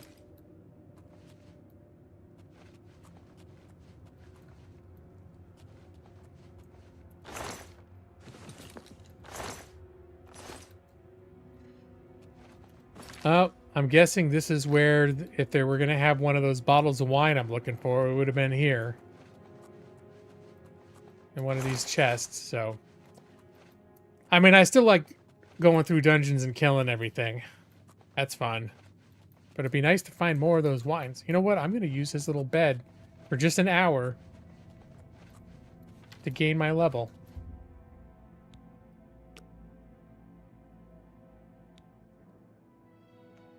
Lucky 13. All right. I've been pumping. Oh, intelligence is maxed. Oh, whoops. Okay. So I guess I'll do it. I keep doing agility, willpower, and I think I want to. I don't use strength in combat, but I'm tired of having like a super low carry weight. So I'm going to put a little bit into strength.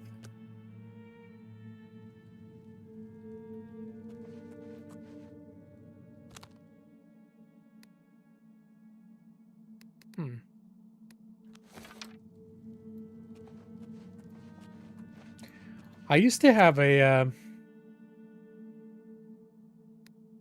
Starlight. Oh, is this the no? Starlight's stupid.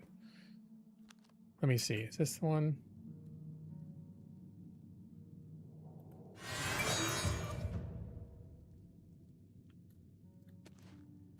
I guess it gives me a little bit of light.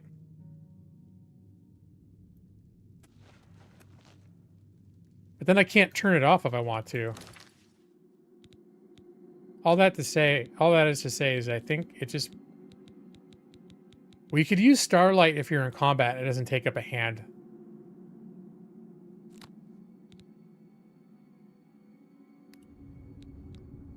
But sometimes I like to have a little bit of light. And Starlight... I like to be able to turn it off, and you can't do that with Starlight.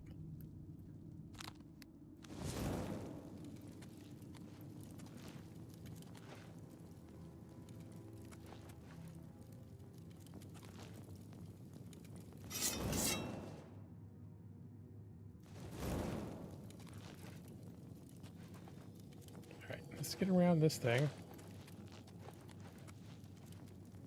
I've got light all over me now.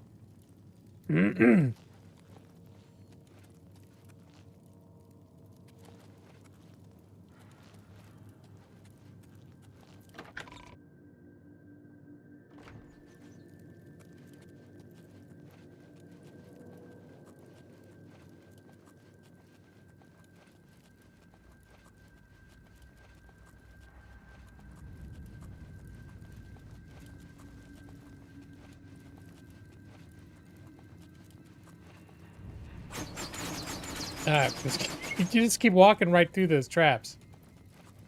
No bigs. I'm not even... Did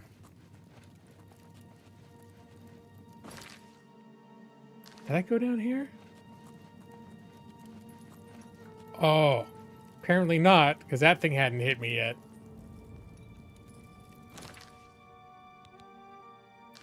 Right, speaking of getting rid of my torch, though.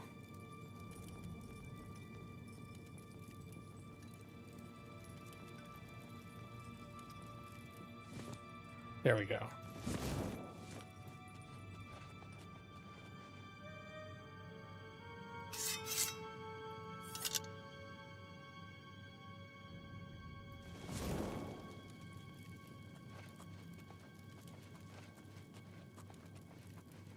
I went down here already? Well, it doesn't matter. There's nothing here anyways.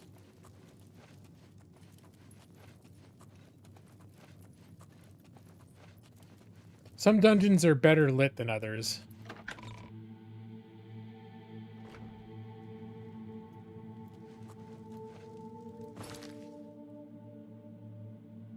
Oh, I haven't explored all of this level yet, have I?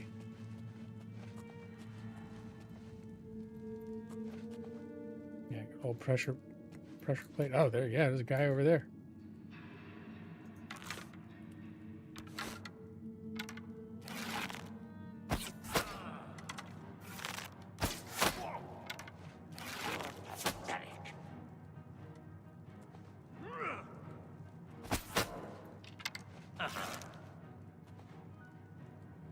Come on out, buddy. Take that. Am I supposed to be impressed? You're pathetic. Is there another dude standing right next to him like derp to derp? He's a derp to derp derp.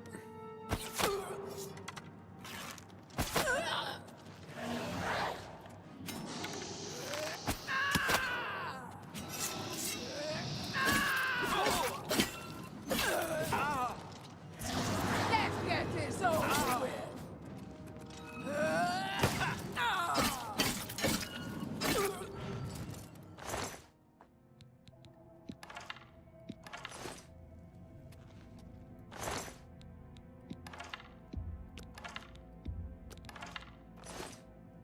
Wait, what else do I have? All right.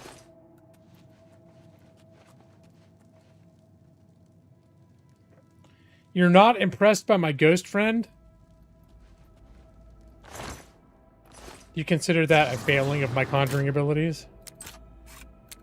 Ah. Ah.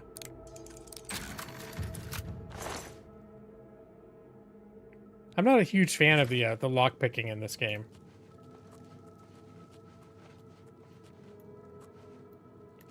I feel like it's a little more twitchy and stressful. Tell him to do more damage. Okay.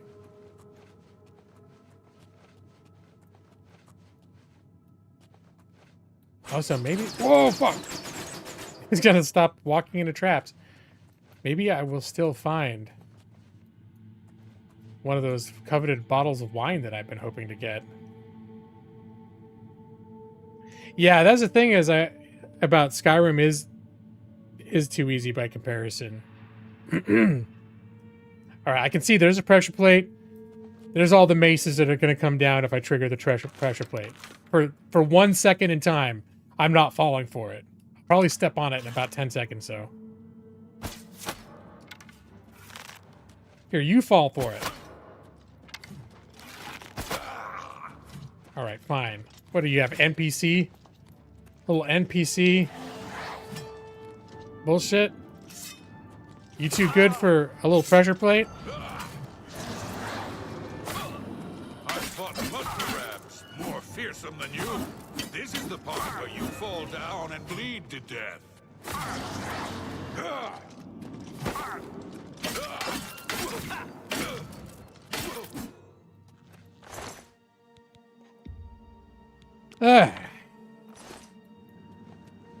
That's a lot of talking, sir.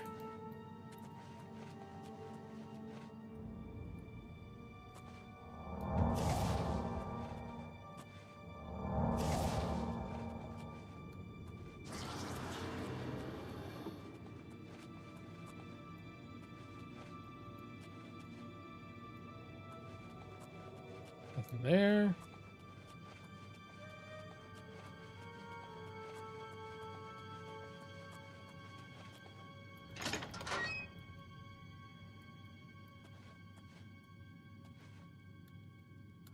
Suspicious.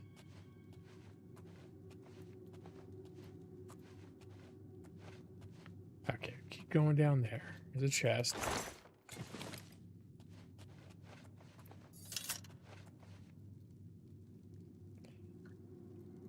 All right.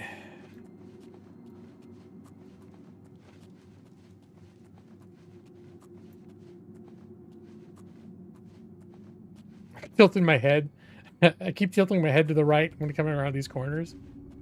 All right. Like I'm going to be able to see just a little bit further.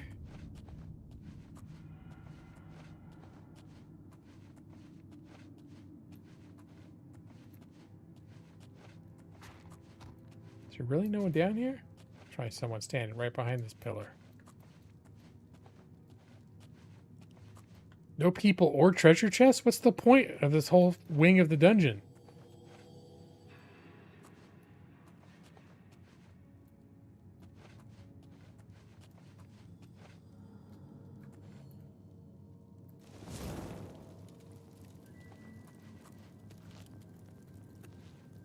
I feel like I gotta be missing something here.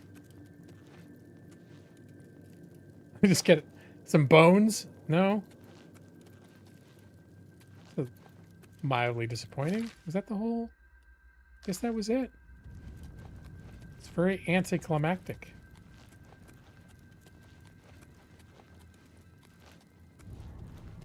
Like this whole, there was nothing in this whole area over here. This one chest had like 30 gold in it. There's not something screwy going on with that thing, is there? No.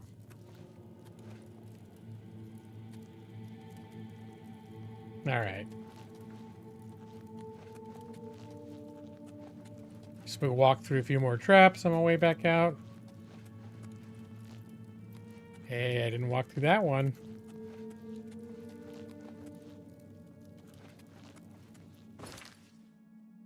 All right. I checked this. Yeah, nothing down there. All right, well.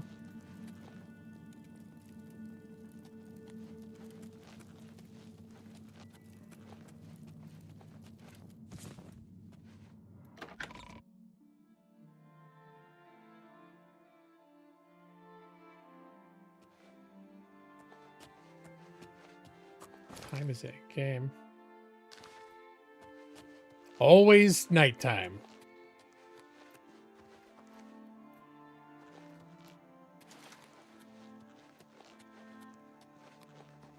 There's some nice northern lights, though. I mean, nighttime is pretty in its way.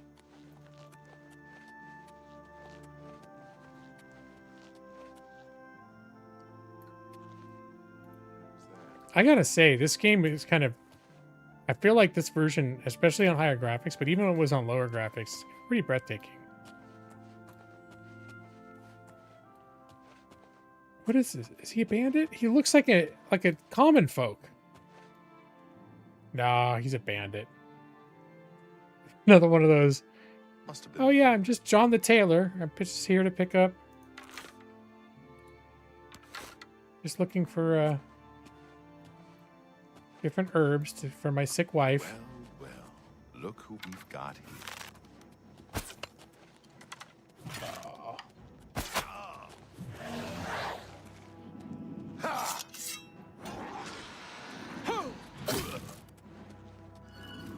Bitch tactics.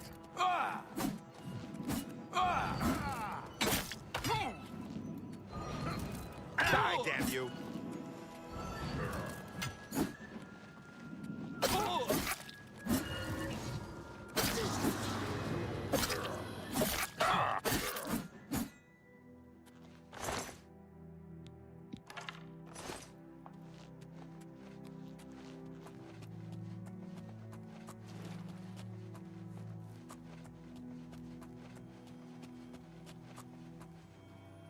I hear Nernroot.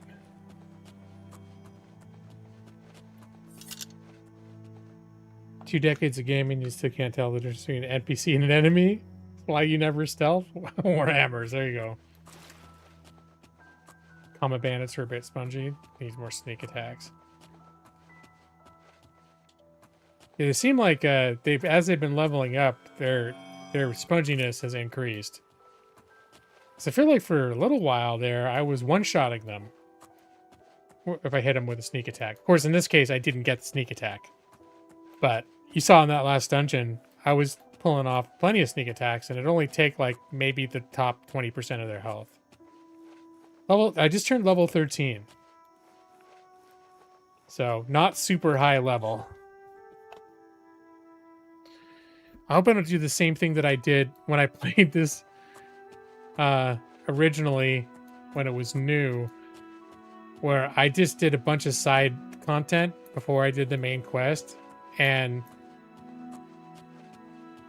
that when I got to a certain main story quest, it kind of like screwed things up.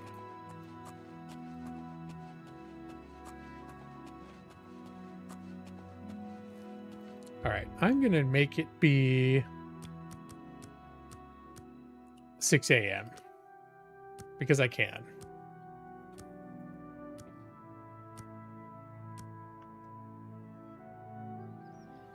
Because it seems like every time it starts to get light, I go to a damn cave or something, and then when I come out, it's dark again.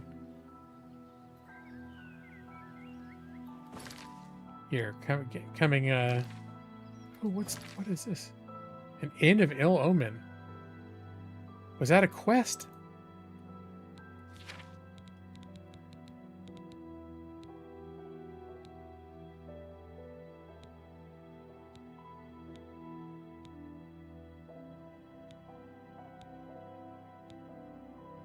Maybe it's just something I heard a rumor about and I got put on my map. Oh, wait, was that the Dark Brotherhood one?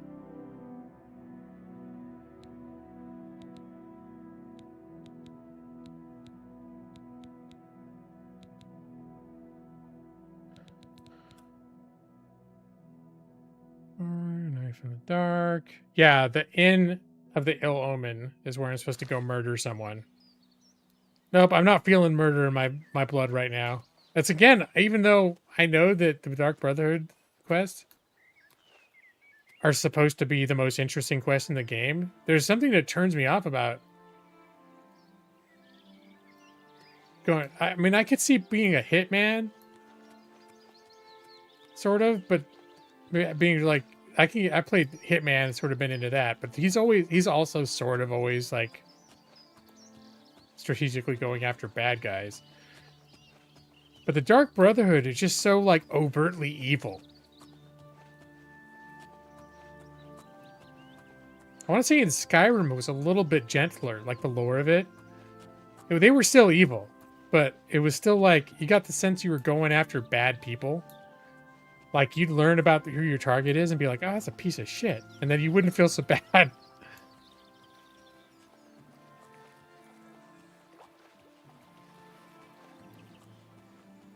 Why? I don't need to sneak all the time.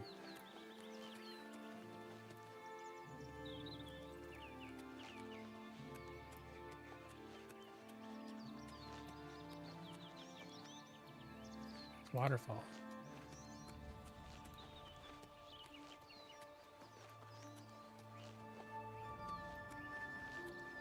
Just keeping an eye out.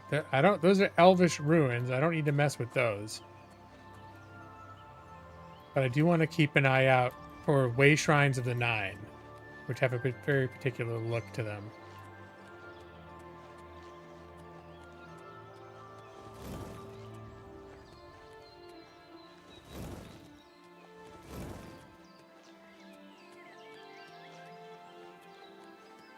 Looks like I'm coming up on another fort.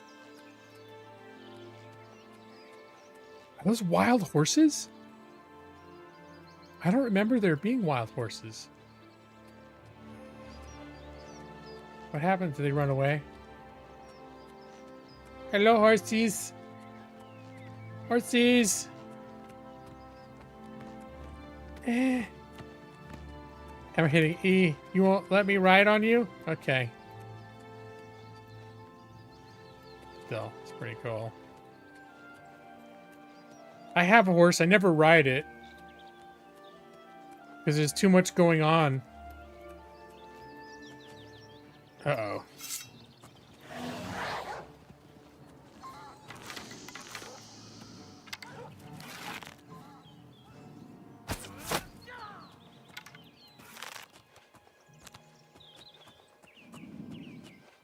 I thought I saw a second one over here. Is it just the one? Just take my arrow back. Thank you very much. Don't need to be wait. Oh. Oh, okay. Sorry, officer. Don't mind me and my spooky ghost friend.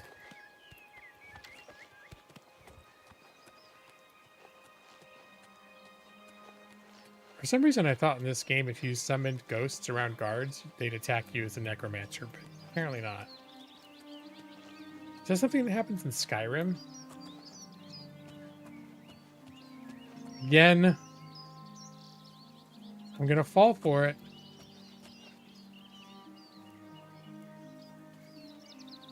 Nope, not gonna fall for it. It's gonna be like, Super Mr. Nice Guy. Oh yeah, I was just out looking for my son got lost. My wife is devastated. I came up.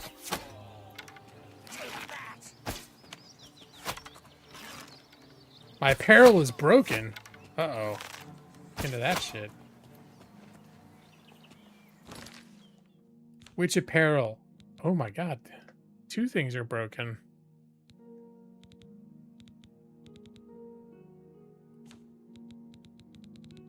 How many repair hammers do I have? Oh, I got a bunch of these. I should use these. I'm always saving them. Like, oh, for what? An emergency? Apprentice or higher. Whoops. Okay, what about the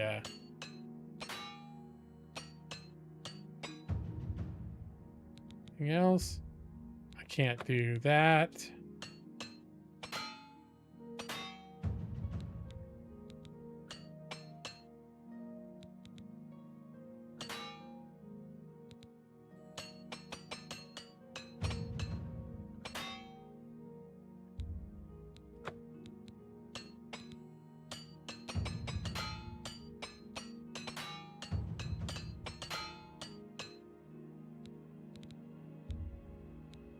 All right. Well, my body armor is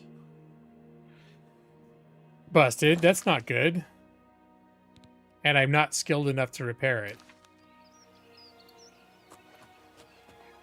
I'd have to remember that next time I get into it somewhere where there's a blacksmith.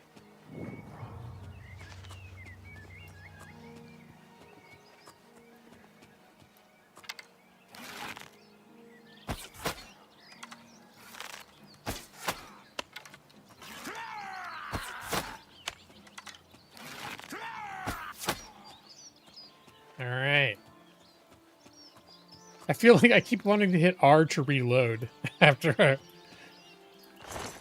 That's not how bows work. All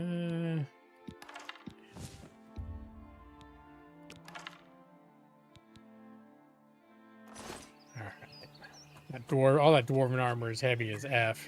I don't need that. Oh, I'm starting to get weighted down too.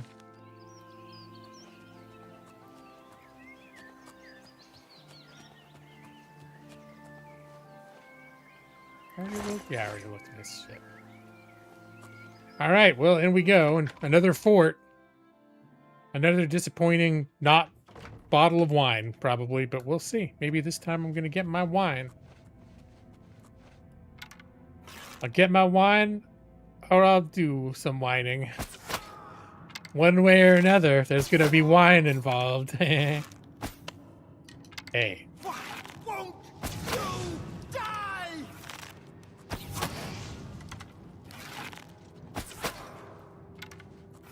Die, damn you! Why won't... All right. Nope.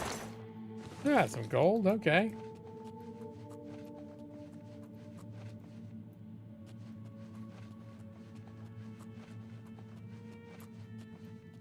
I like that you can recover most of your arrows. I don't remember being able to recover this many arrows.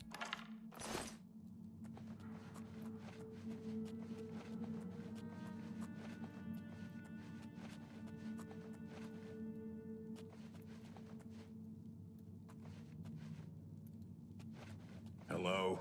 Who's there? Arrow. Arrow who? Arrow in your face. Uh-oh.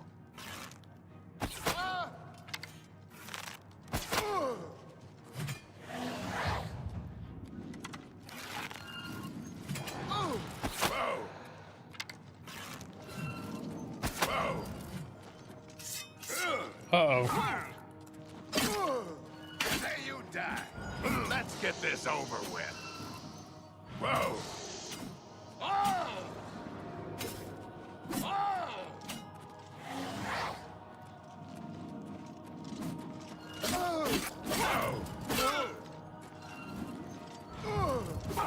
What's the matter? Getting tired? There's no parrying in this game. I keep trying to like, hey, if I time it right, I don't think they have parrying. I'm over encumbered. Uh-oh.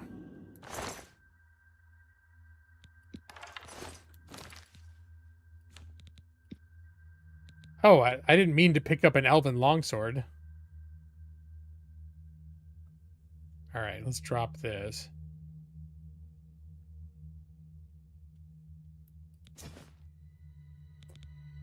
Have any other nonsense I don't mean to be carrying with me?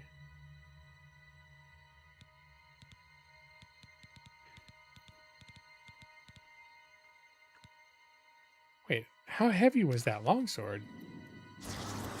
Oh, it was 36 pounds. Okay, yeah, that did it. All right. It's like, do I have to go back to town now? It's like, nope, I just accidentally picked up a flippin' heavy sword.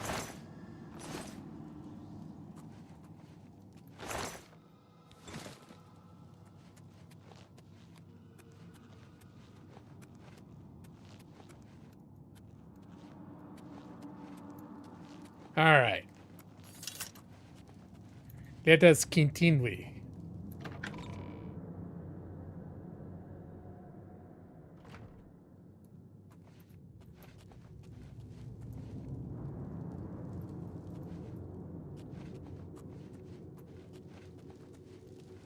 Oh.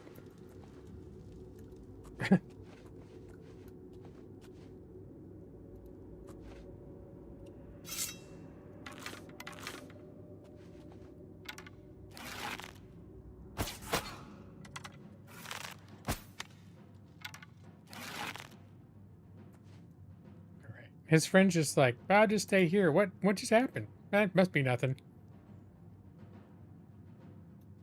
Was a friend coming now too?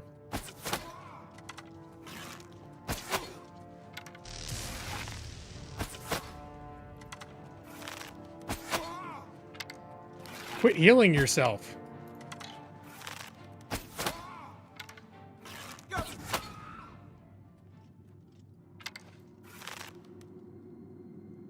Oh yeah, take a little nap. There you go, buddy.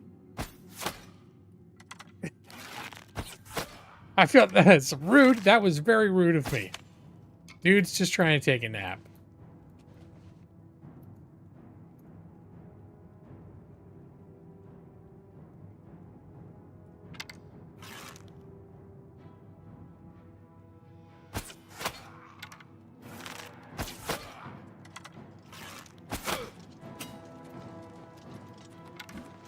He walked around the things too. All right, let's do this.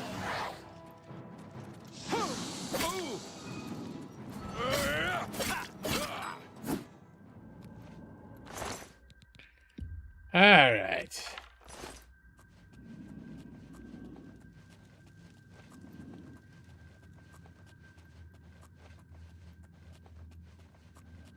I'm starting getting a little bit hungry. My wife picked up Panda Express on the way home.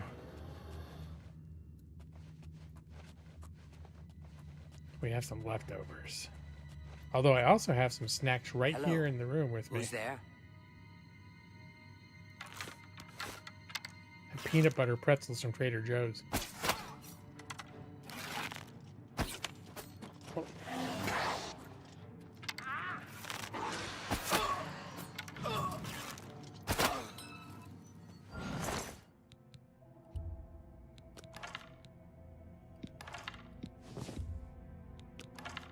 Maybe I should consider equipping better arrows.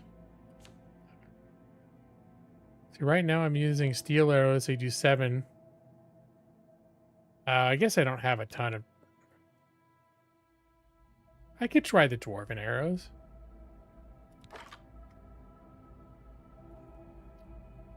Yeah, Pizza Hut with Skullfing. Nice! We don't have any Pizza Huts around here, so... Well, there probably is. There's probably Pizza Hut in Lebanon. Pizza Hut was always sort of like my first choice of the chain pizza places.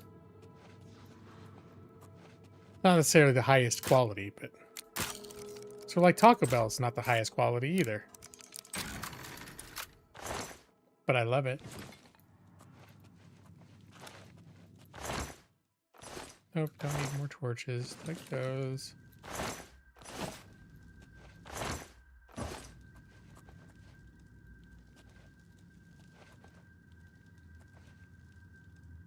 Alright.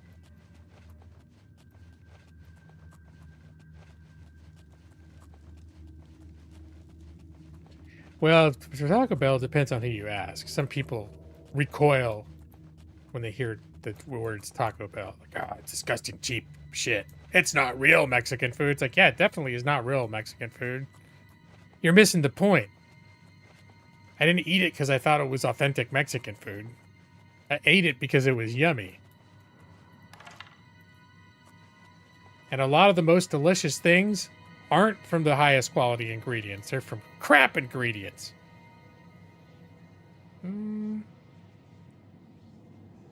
That's tempting, but I think I'm gonna skip it. 7 pounds. Yeah.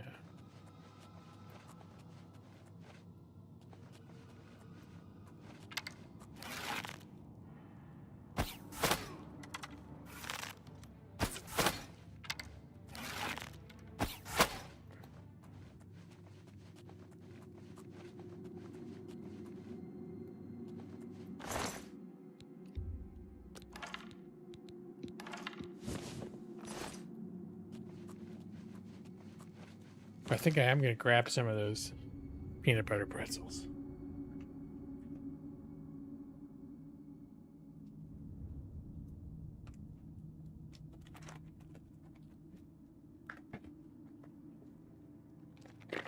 All right.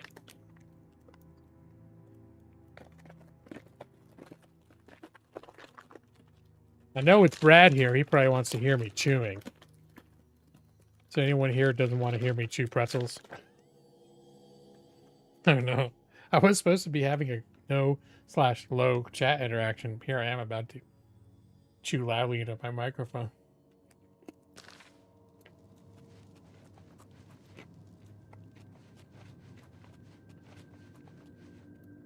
No, you're not going to see me chewing. That's a bridge too far, Brad.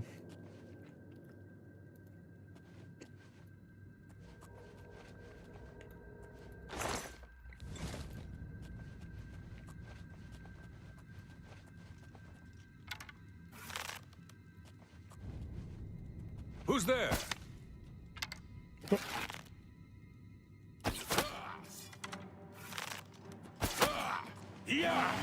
Oh, Warlord. That's not good. Oh, he just makes short work.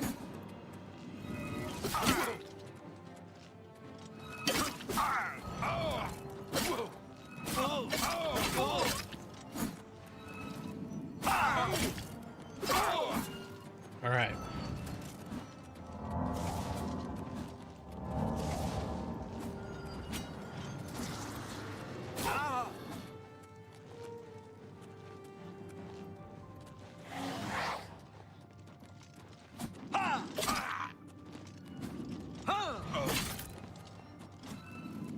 I fought mud crabs. All right.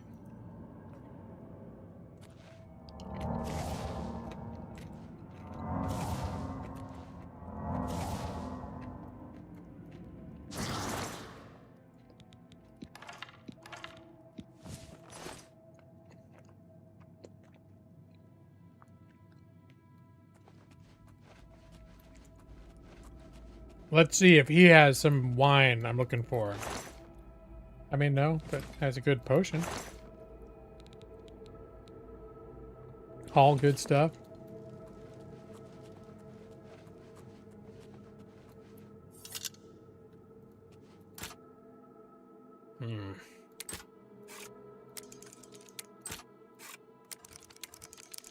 Yep, no, it's very hard. It's beyond my capability.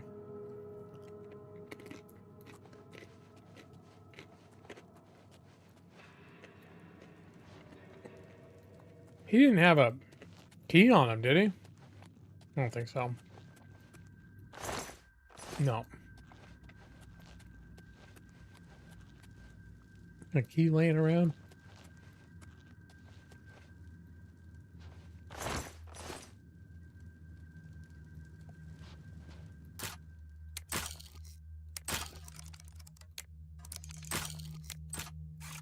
Just busting through those lockpicks.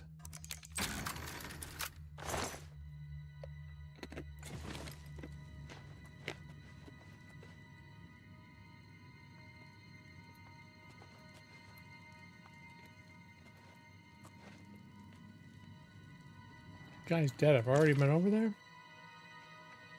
Oh, that's the way I came in. Is it?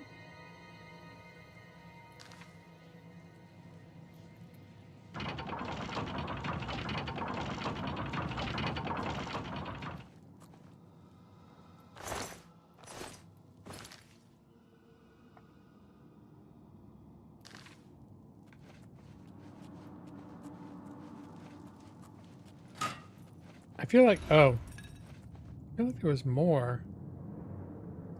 No, I've been all down there. Oh, I think there was another way to go over here that I didn't go. No, I did. I went down here and then I double back up and I went up there. All right, I think I've been through this whole place. At least this level of it.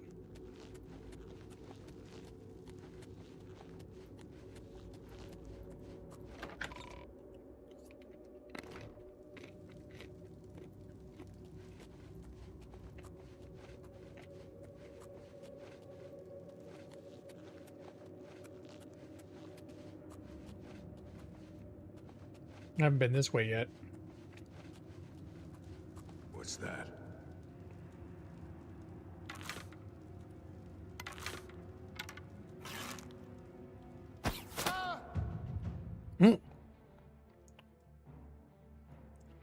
Oh, I'm a journeyman marksman.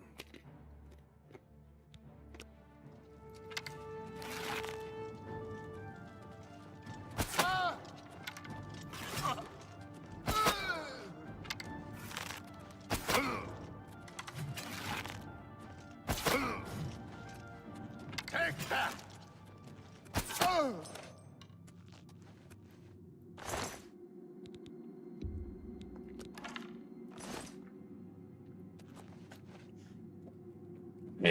Maybe just another handful of these peanut butter pretzels. It's funny, I got these like a week and a half ago, and then I forgot about them. I just saw them the other day. I put them up on like a shelf in my room here.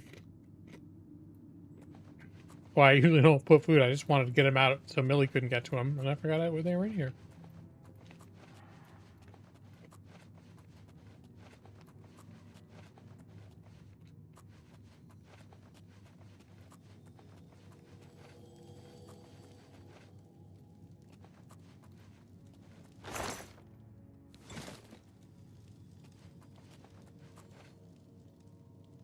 Oh, I saw one of the guys I shot was standing up here earlier.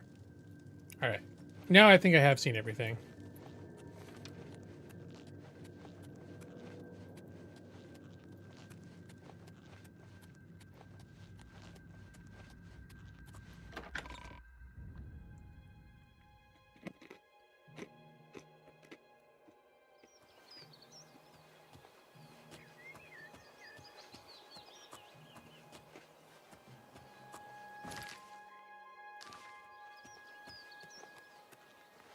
Wow, I come outside and there's actually daylight.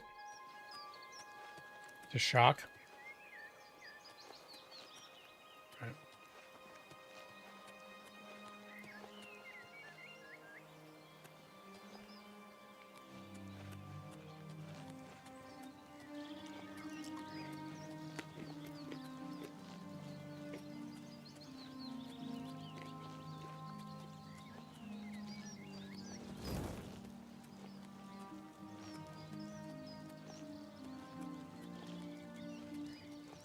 I'm being very confident that this is not a bad guy. This is a holdup. Oh, Hand God, it no. over or die. I'm not gonna pay you. I'm the hero of Kvatch. Actually, that's the way this one prefers it.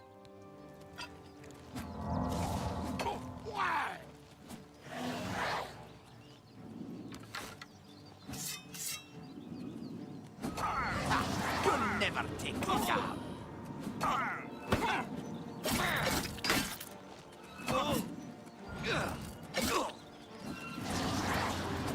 Am I supposed to be impressed? He's kind of tough.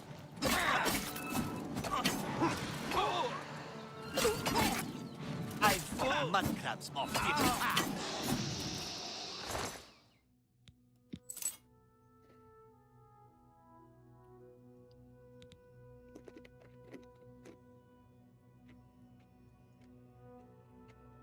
Pay him in scritches. All right. No, it's active like Skyrim. One thing is I don't have my muscle memory down for it yet. It's really basic. Left click is attack, right click is block. But I'm used to block being something else. Mouse 5, mouse 4, something. But I use that to cast instead. So that's why I keep resummoning the ghost a bunch of times in the middle of combat. I'm actually trying to block because that's the key I use. That's a button I use for blocking in some games.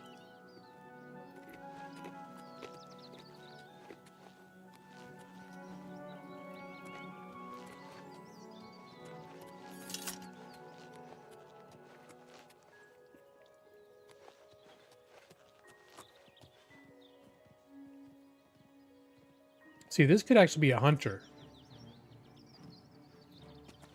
Oh, no, it's not. Where do you came running from like a mile away to attack me?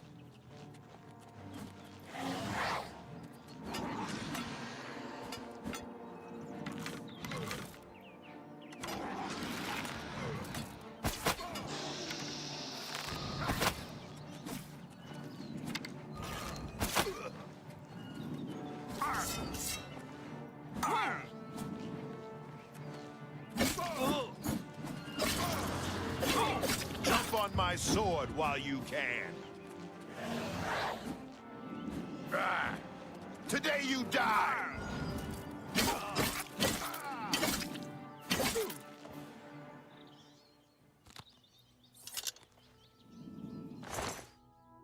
Yeah.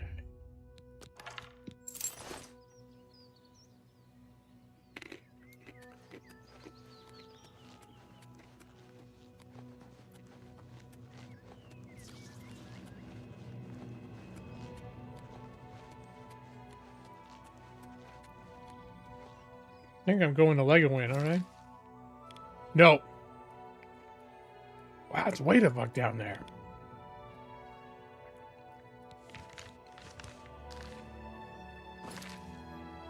Oh, that's where the vampires are. Okay, I'm gonna do the vampire quest first.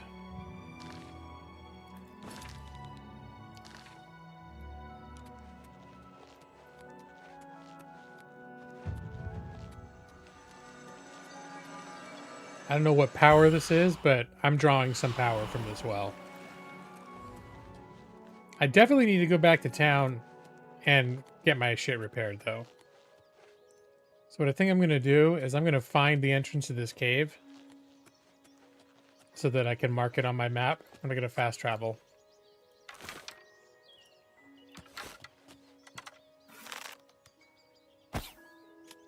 Oop. Don't mind that little whirring sound by your ear.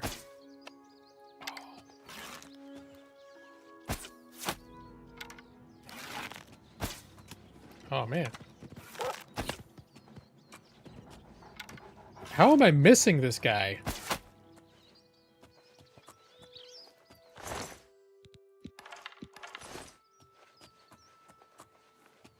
I wonder if I can find my arrow. It's like a needle in a haystack finding missed arrows in grass. Never mind. Not going to happen.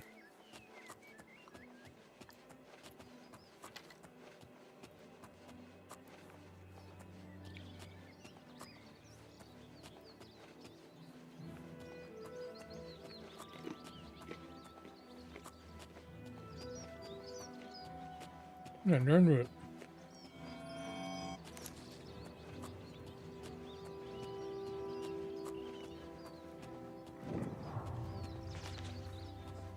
Officially discovered.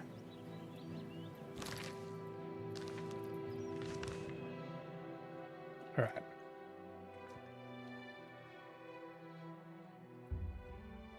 Actually, I wonder.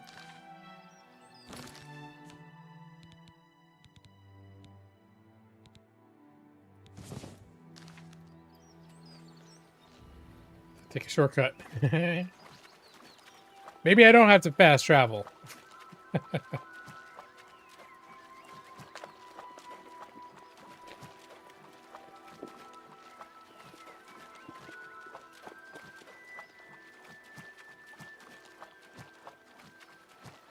So, like, if I fast travel, it might actually take automate enough time for travel.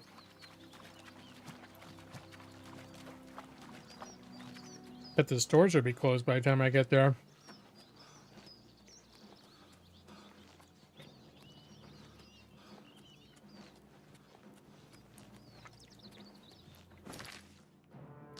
Next district over.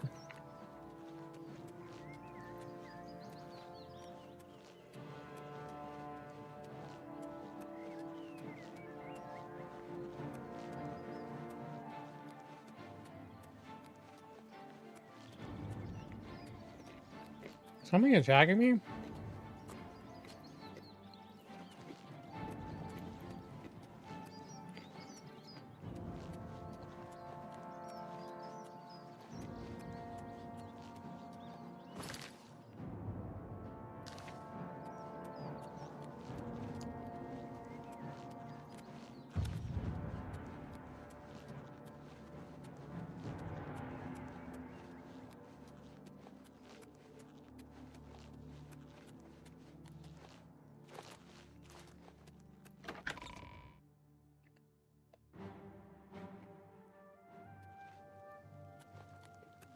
What's new with you?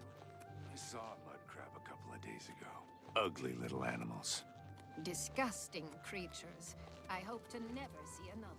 No, I'll go to an armor. No, I'll sell shit to him. Then I'll go to an armor for repairs. Hello, my friend. It is good to see you again. Only quality goods for sale here. What can I interest you in?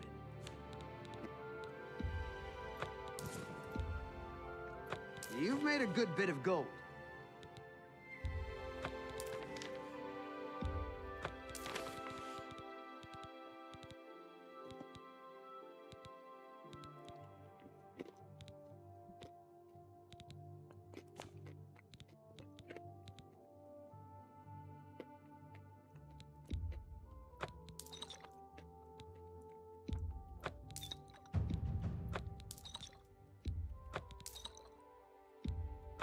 Fine.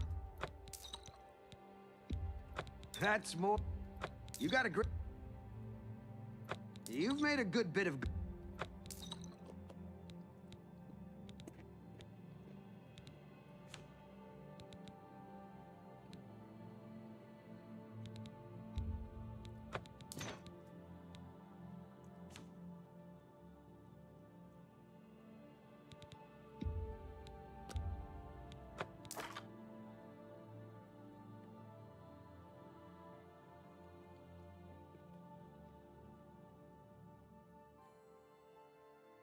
Come back and see me again. I'm gonna have to put these peanut butter pretzels away. I think I'm getting carried away. All right, a couple more. But now I'm wrapping up the bag. Which means I officially can't have any more after this. Ever again.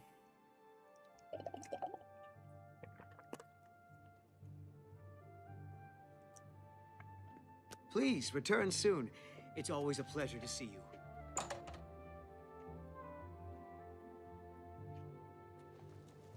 Questions? What's new with you? I heard there were some goblins around here recently. Awful creatures. I can't stand.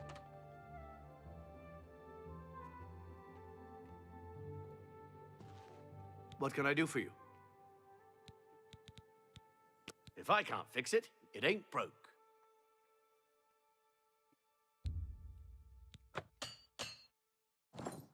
Take care. Well, I think I will fast travel back.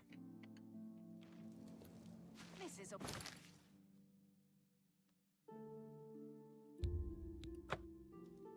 Also going to make that quest active.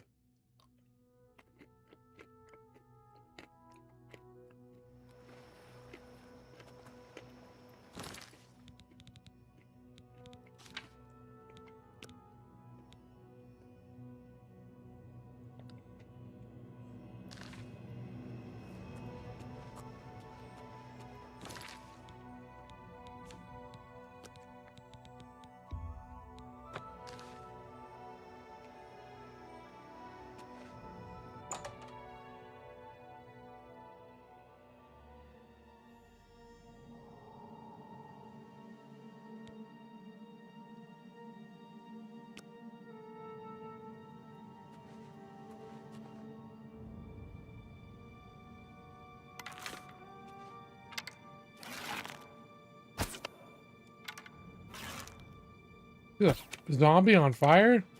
Oh, it's just a body.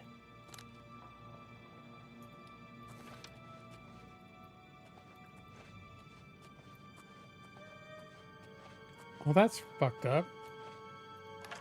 Definitely not the sort of thing you'd find at the entrance of a good guy's lair.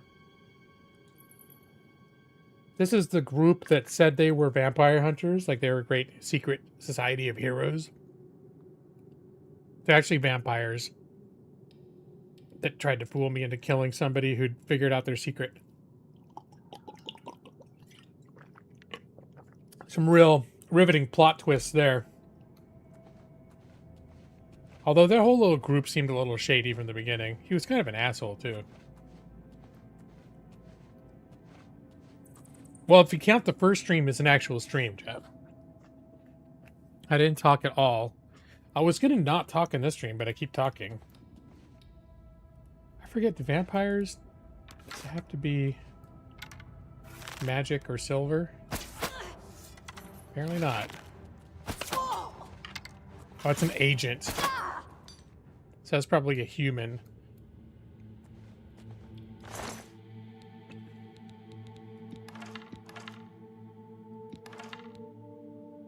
Chainmail greaves. Should I take a look into those? What am I wearing right now? Oh, I am wearing chain. Am I wearing chainmail? Yeah, I am wearing chainmail greaves. Okay, never mind. A silver bow. Elven bow is much better. Okay. Ooh, vampire dust. Probably good for something. It was a very brief Taco Bell discussion.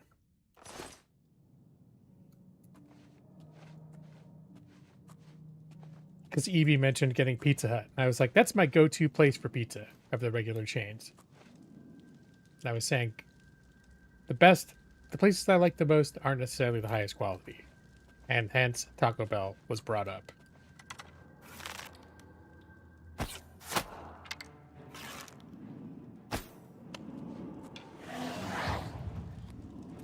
Stop.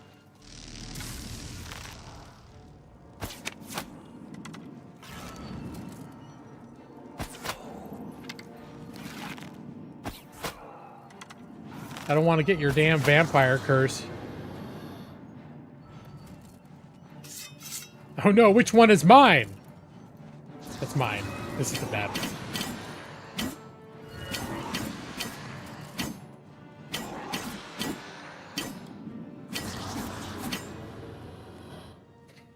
Yeah, my enchanted item is always out of charges, but it still counts as a magical item for attacking ghosts.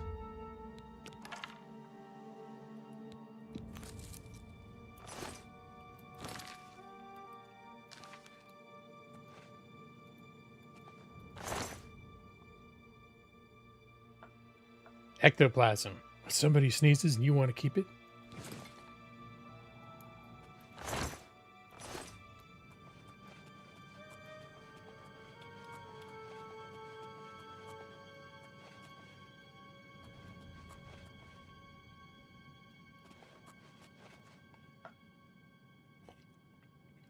friend tried to get you interested in expensive food. But I prefer good food I can enjoy. Well, I won't lie. I've had some expensive food that's been awesome. But there's also stuff that's cheap that I like just as much.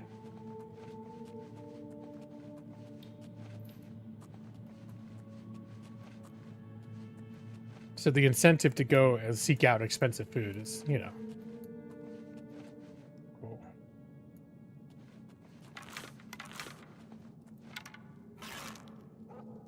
You got a wolf buddy. Oh. Gotta kill the wolf buddy.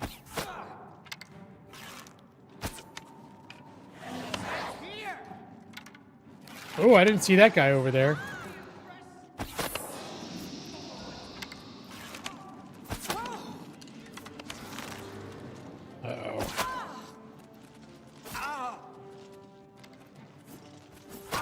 All right, this was not the bitch tactic approach I was planning on. Do your worst.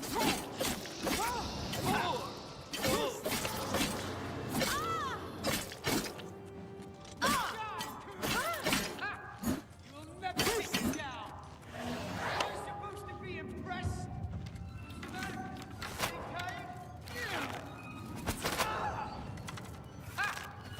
Never take me down. Well, I'm hurting pretty bad right now.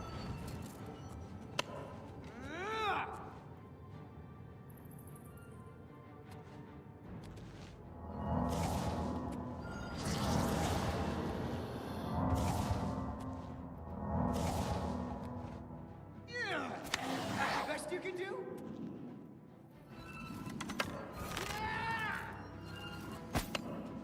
Die!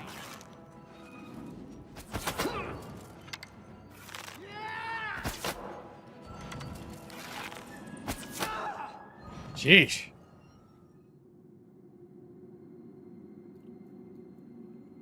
Oh yeah, we did the exchange. The exchange occurred well before the stream started.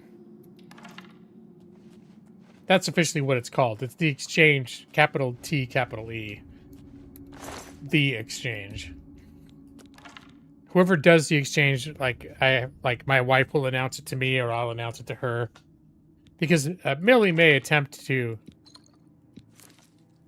orchestrate other exchanges, or sometimes she ends up finding her old bully stick again and bringing it to the other person, and being like, "It's time for our exchange." But yeah, that happened already. An elven shield. How heavy is my shield now? It's 4-3. Is an elven shield a light shield? I'll take a look at it. I don't think it is. It is light armor.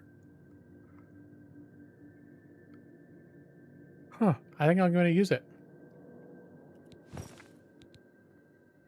And I think we're going to drop this.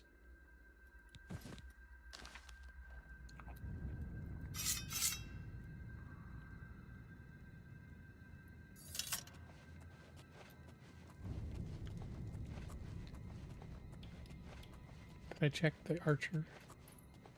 I did.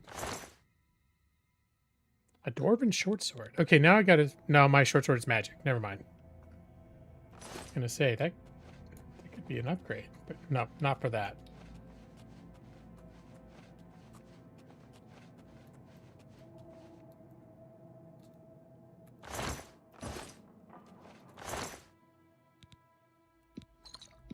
These elven daggers are tempting. 7 pound, nah.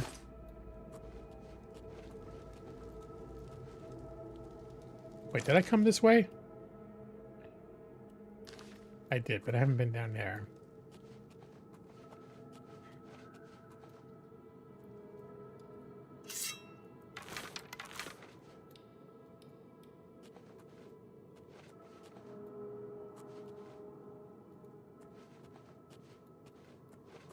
God, this is a whole other way to go. I thought maybe it was just like a little room. Hello? Who's there? Arrow.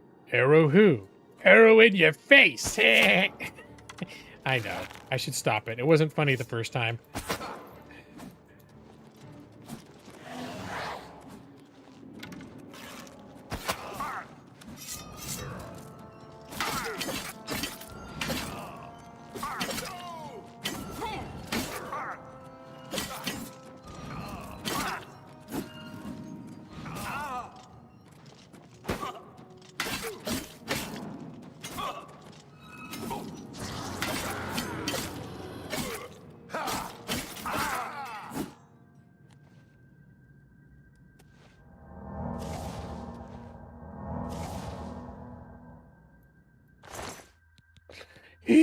Okay.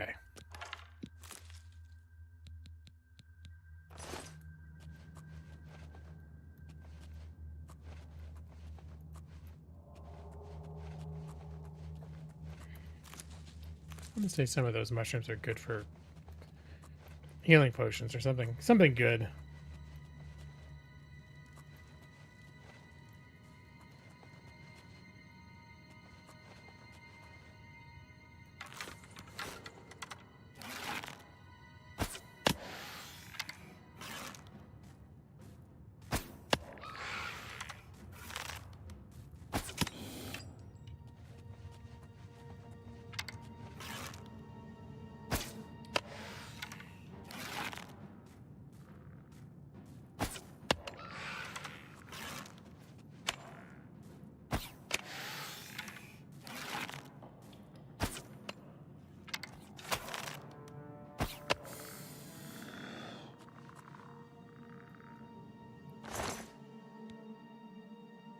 Bone meal.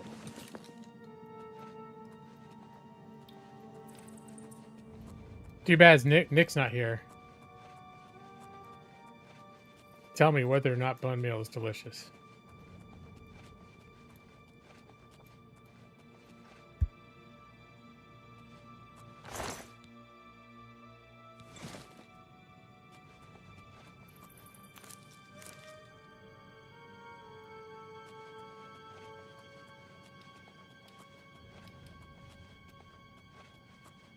This is looking like a very important room. Probably isn't.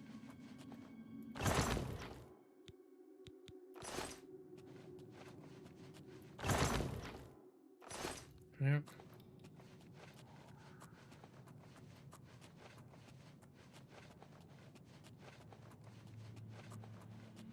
Looked significant though.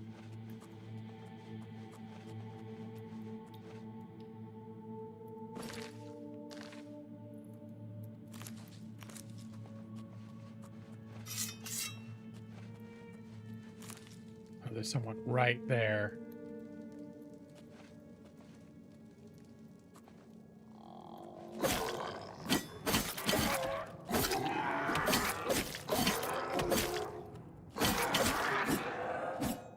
I'm getting a little concerned that stuff I'm fighting could be getting me disease. I do have a disease. Horrific hemophilia. All right, fine.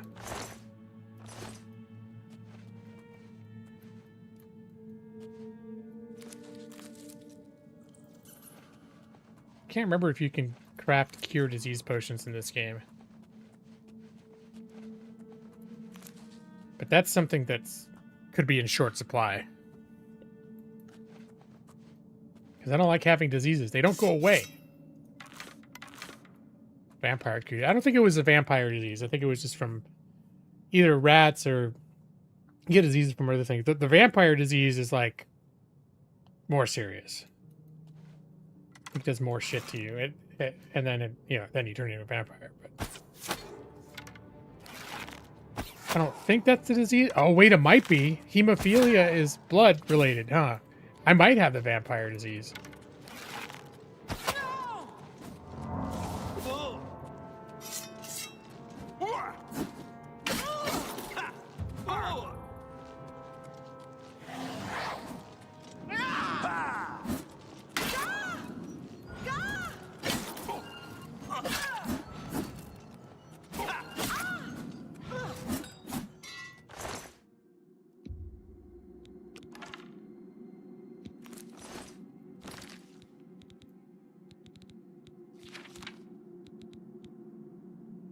Porphic hemophilia.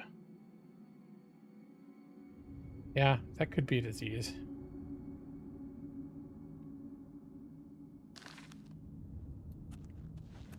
That could be the vampire cooties.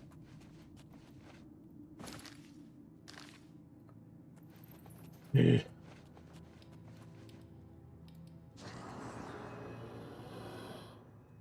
that my own ghost disappearing? Nothing to worry about, I guess. Just my eyes playing tricks on me. No, there's something to worry about.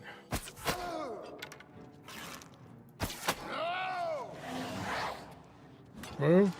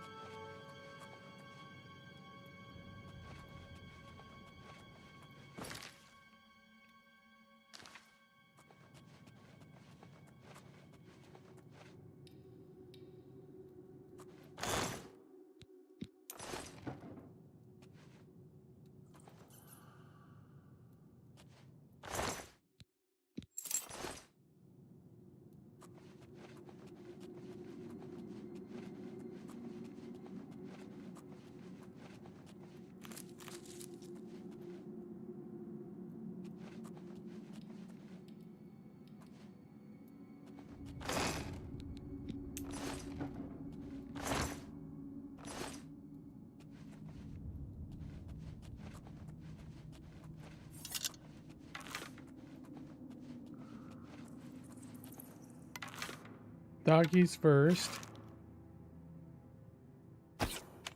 Oh.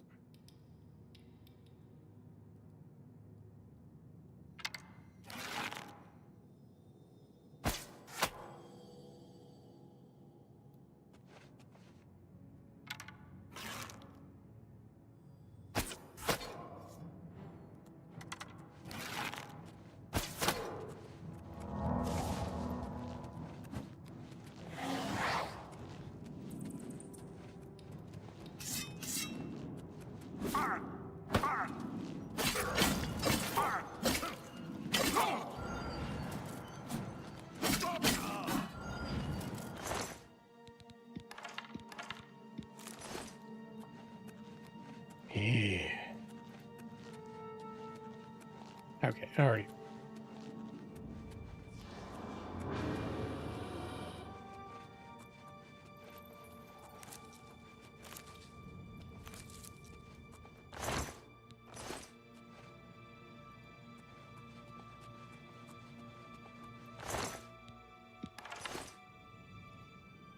Okay, I see that guy down there. We'll get to you in a minute.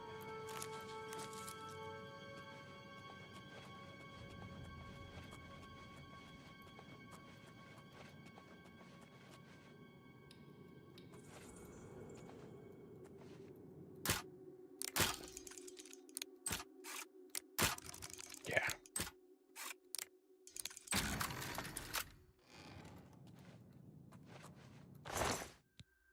But gold, all right.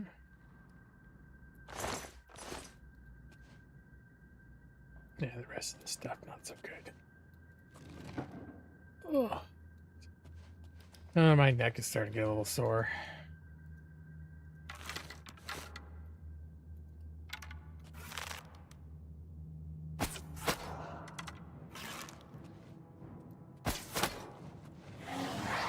Oh, this is the guy. That was the guy. He was the easiest one to beat so far. Return to Roland's cabin and give him the news. Now it's going to turn out I've been triple crossed and Roland was the real vampire. These guys were all just, they weren't vampires. It's just, this is my imagination. Overactive imagination. Mithril. Ooh, is Mithril light? I mean, in Tolkien lore it is. I'm going to pick this up and see if it's considered...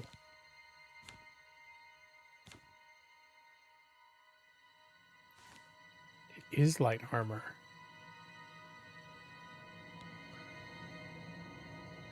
Alright, I'm not going to keep that because... Well, what is this Kavach Carrot? What does this one do? It's enchanted with what? Cycle details. Oh, fortify endurance and strength. Yeah, that's kind of good. Alright, so I'm going to get rid of this. But I think I'm going to take the rest of his mithril stuff. Mithril boots, gauntlets, and greaves. His house key. Alright, I'm going to take all this stuff. And compare to chainmail greaves. Oh yeah, it's much better. These I don't even know that these are worth carrying around. The boots. Those boots are busted anyways. Mithril gauntlets. I should be wearing that as long as I'm creeping around fighting. I usually take my helmet off when I'm going around town or just traveling outdoors and I just want to feel like the wind in my hair, you know?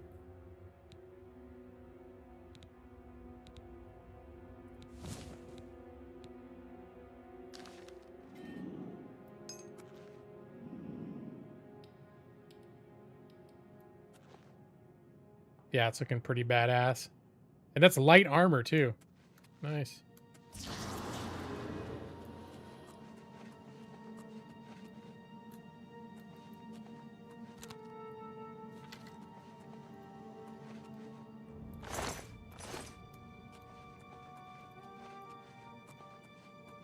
I keep wanting to check for traps on these chests, but I don't think they did traps until Skyrim.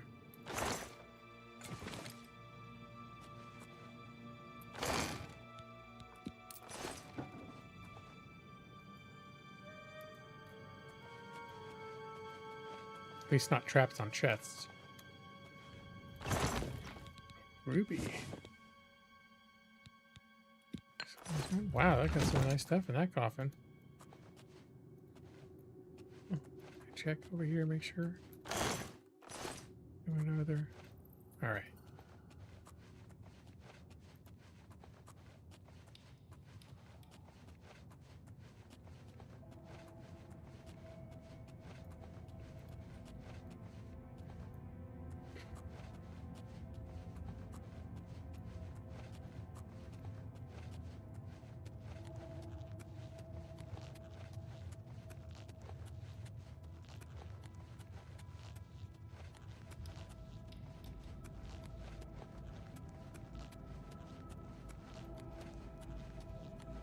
I think there might have been a passage I didn't explore near the entrance.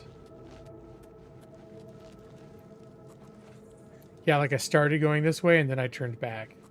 Yeah, over here.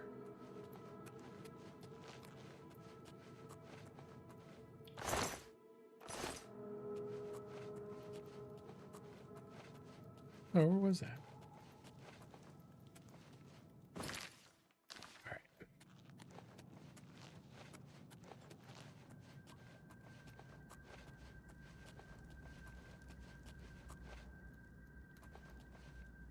Silver dagger? Yeah.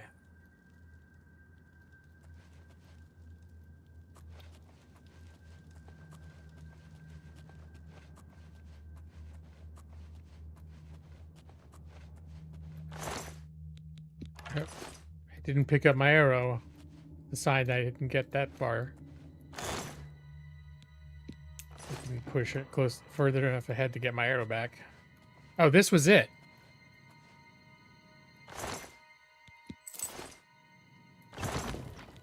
Hey, that's not bad. This nice little extra bonus for coming back here. A few gold.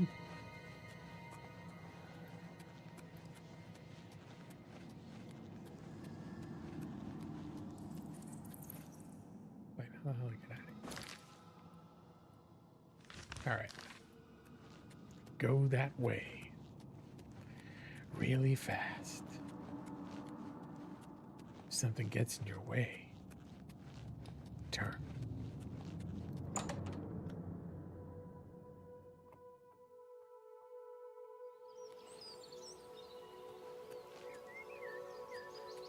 Alright, and I think that dude's cabin is here. It's right on the way that I was going anyways, so we'll just head back to the road, continue our journey.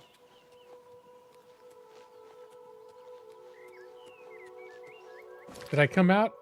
Hey, I came out of a dungeon at 8 in the morning instead of like 9 p.m.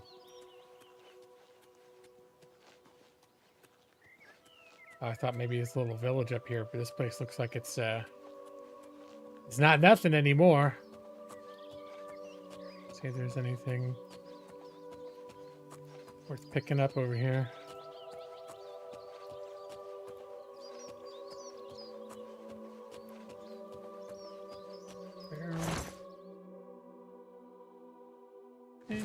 Crafting materials.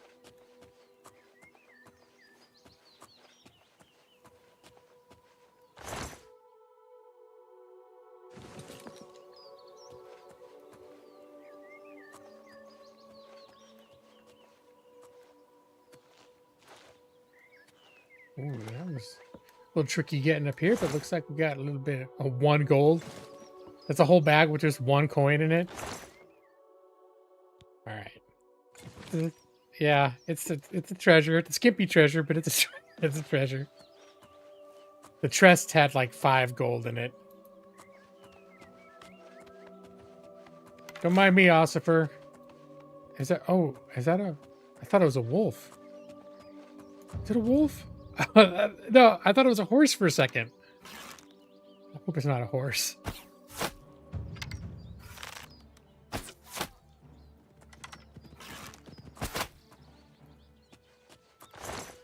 Wolf mouth.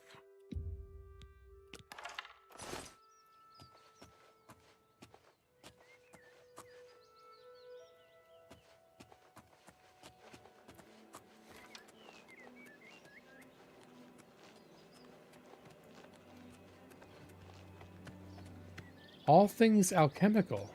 Oh, so this used to be like an alchemist shop. All right. That would make sense why I kept finding alchemical ingredients. Alchemy.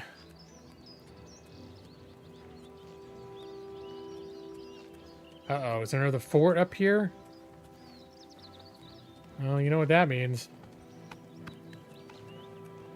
So much for my bright walk and 9 a.m. sunshine.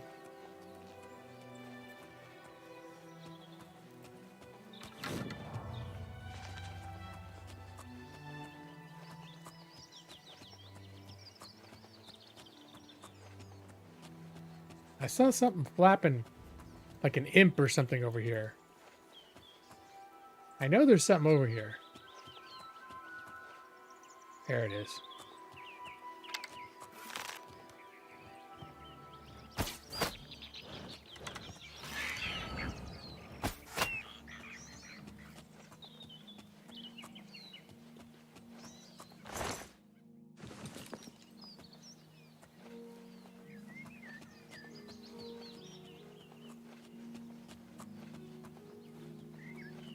There's no other ones back here.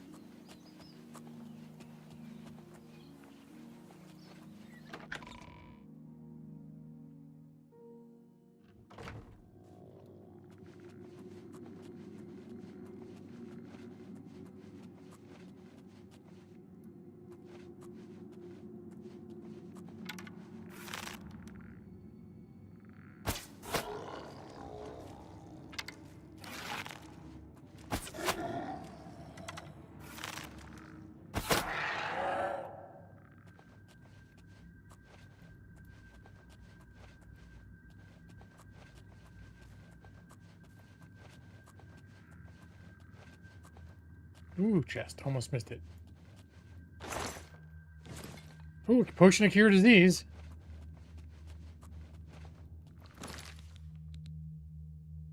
There. This is how we'll find out if it's really the vampire disease I have, is if it goes away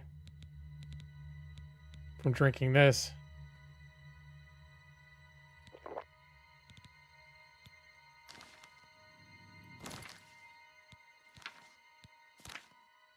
Oh, it did go away. All right.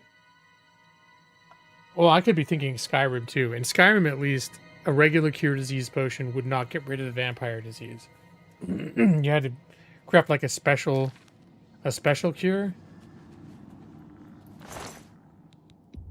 I guess that could just not be the case here.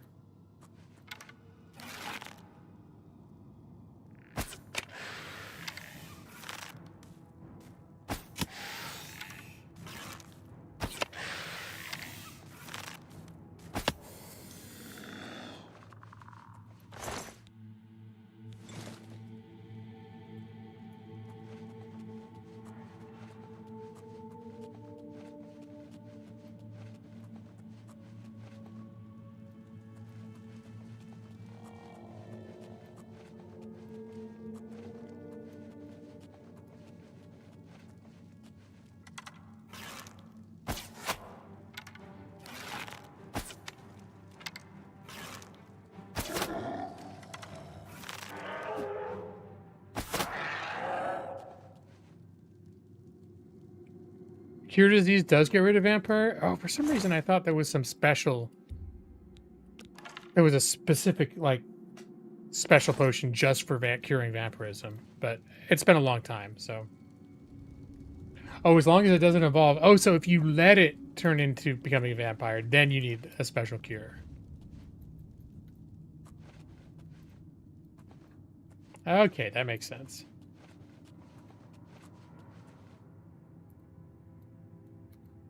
Can I use telekinesis on that?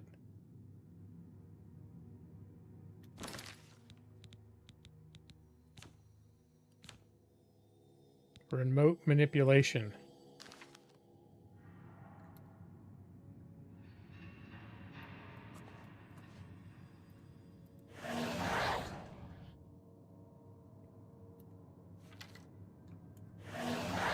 Apparently I can't use remote manipulation through bars.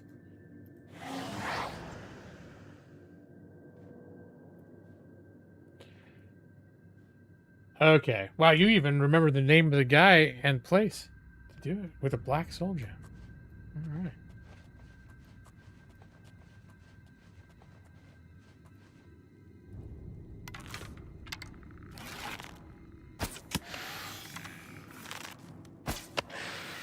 Oh, it's a skeleton hero. Another one. Okay.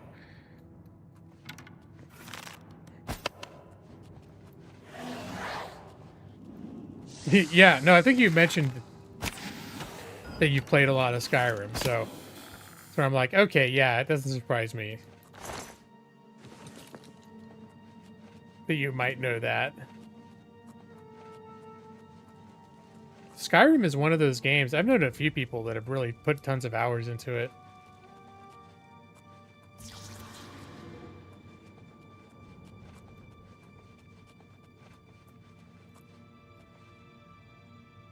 I want to say you gave me an account that I think I was like, wow, that is a lot. Like more than most people I've heard of. Oh, this guy. I can't surprise attack because nope, I'm down. My arrows are not enchanted. It's a ghost duel. And all you're doing is hitting the stairs, bro.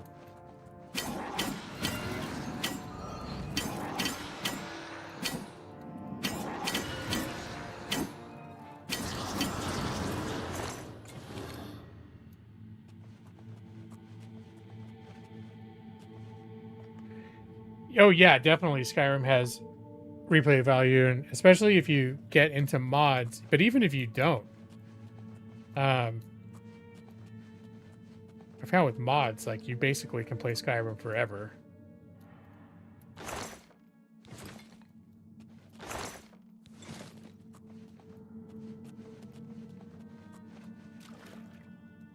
Oh, gee. This is not good. Is this not considered being underwater, or do I have water breathing right now? I don't think I have water breathing right now. But I should probably remedy that. Sea walking. Description. Weatherlit. Viper eye. Did I sell it? Oh, water breathing on self. Right now I've got... Okay.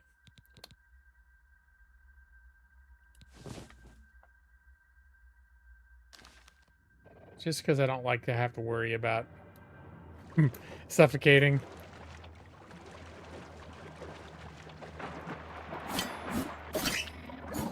Slaughter fish.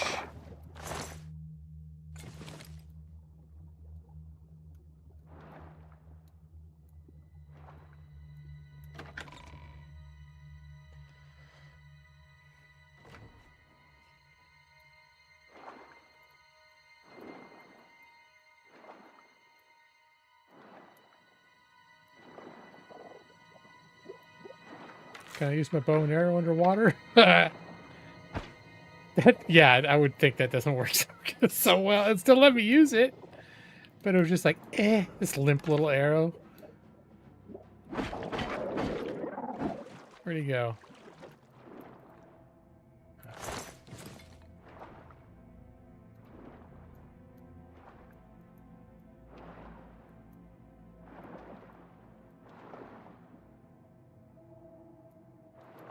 Alright, I see you, slaughterfish.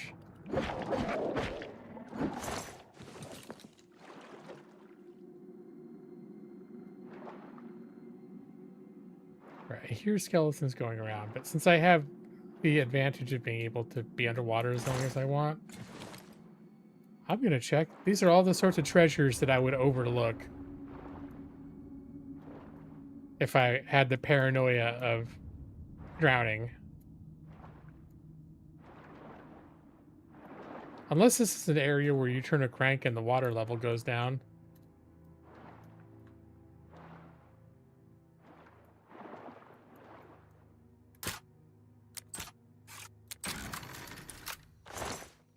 Ooh.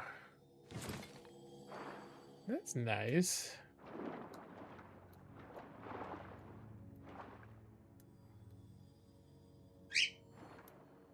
Oh, hi, Chauncey.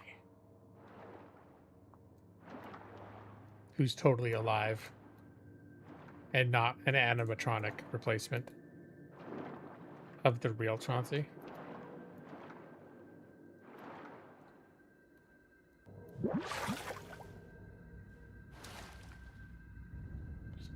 Look at where we are before I come out. There's a guy over there. Okay.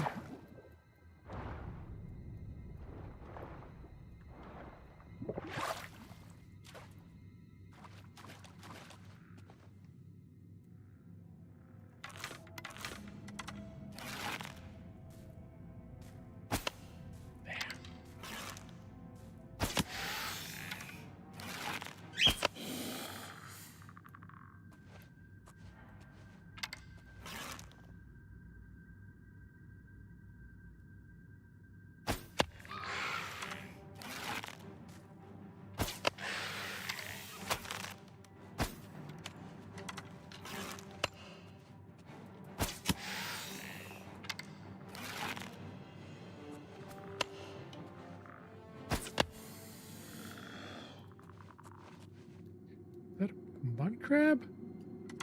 For reals? There's a bunch of mud crabs up here. It's weird.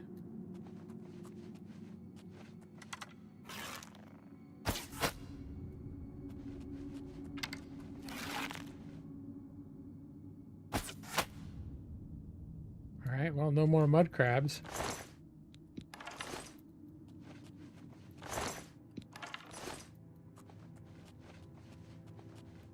Slowly but surely working through all these arrows. Oh no, there I'm getting most of them back. I only had 25 dwarven arrows or 27 or something. Every time I look, I've still got most of them. I should just take all of this. All right.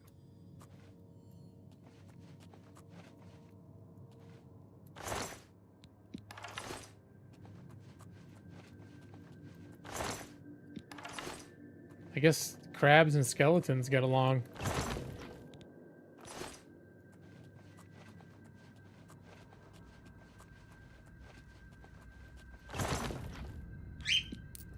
All right, it is. Chauncey's probably chirping because it's time for her to. Yeah, all right, Chauncey. Night, night. Hey.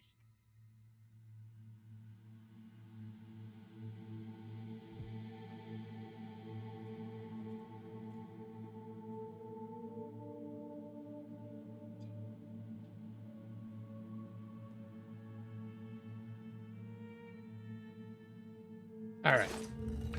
Had to cover Chauncey up, and then I switched my desk to the standing position because I was getting kind of stiff sitting in the chair.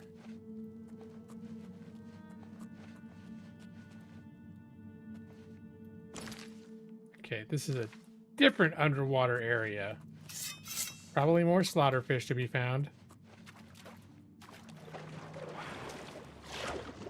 Yep, there's one right there. I see another one right here.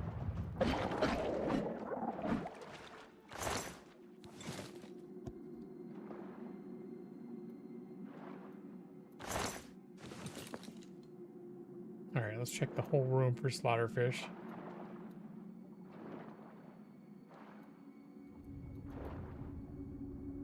Oh, there are no tunnels running off from this one. Just a bunch of recesses for coffins. And some treasure chests.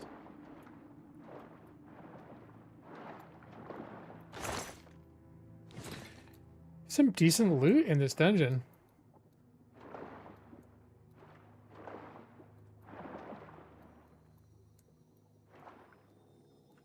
Well, it's a little odd they would call this a fort. It's mostly tombs. Oh, there is a tunnel running off over there. Okay.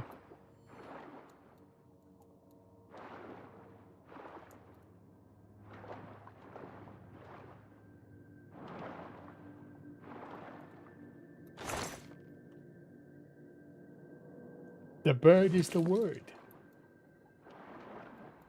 Surely you've heard.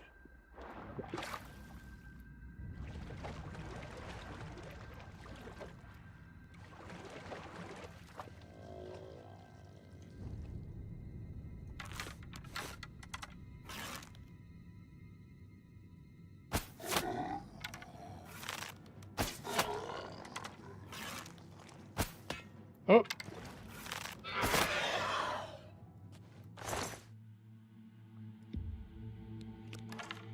It's hard to get a headshot on a zombie with no head.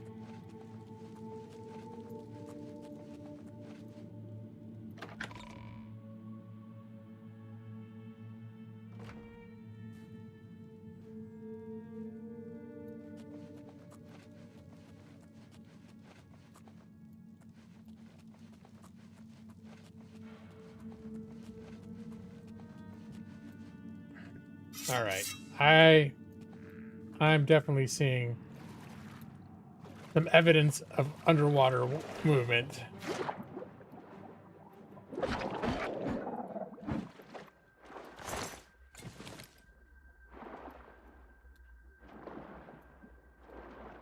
There's another one. And I did see a chest over here.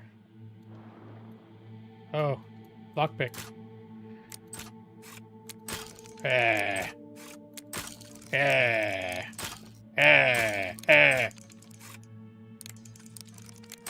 Yeah. Fuck you.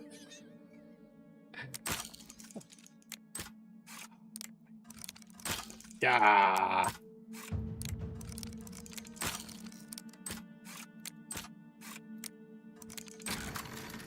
Okay. I got through it. Probably cost more to replace the lockpicks than I'm getting out of the deal, but, you know, hopefully there's a net gain there. I increased my lockpicking skill a little, for whatever that's worth.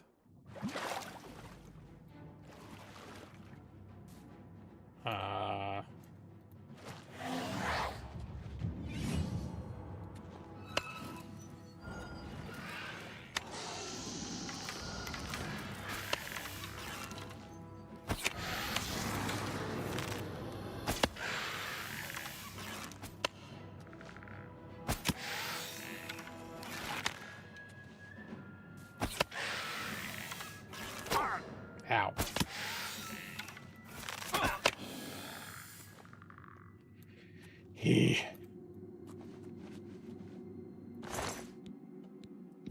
more Dwarven arrow. More Dwarfen arrows.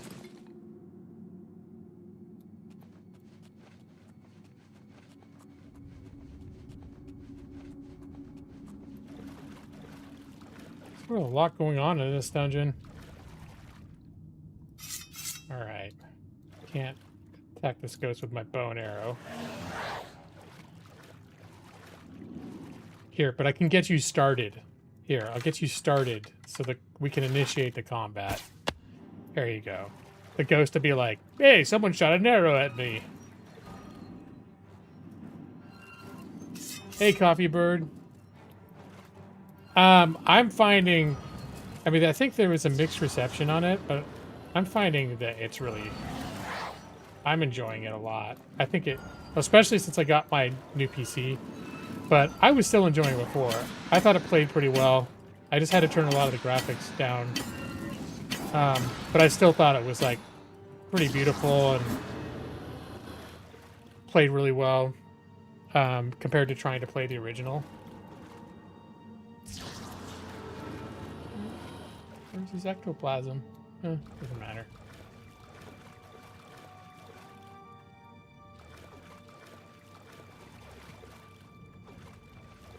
But it is fundamentally the same game.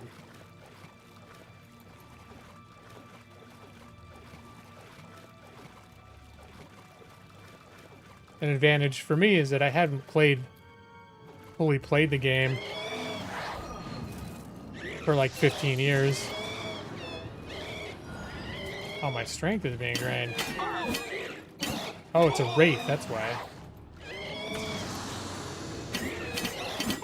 Man, this thing is tough.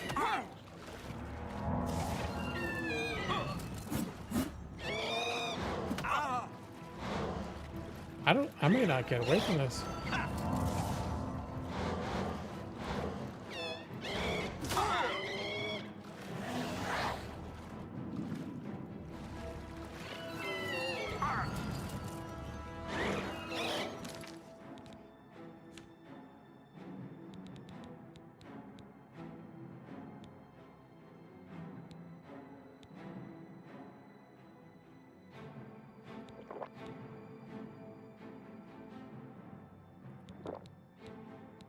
Any other endurance?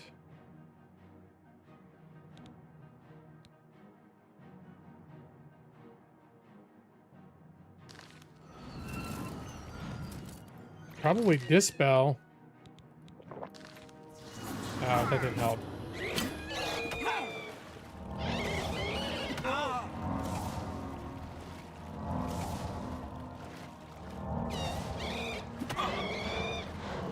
Oh my god. Oh, this is why I'm moving so slow. I'm overweight now. Shit.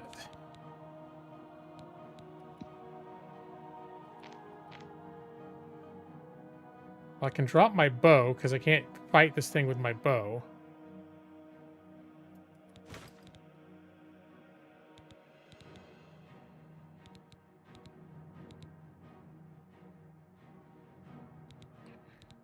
Can I, if I drop my 26 repair hammers, will I be able to find them again?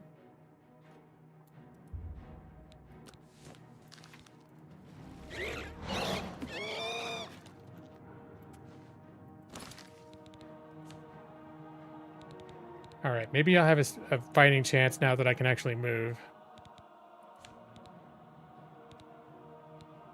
And I'm gonna need some potions of sorcery so I can keep casting spells. Oh, I can't drink any more potions. All right, that's it.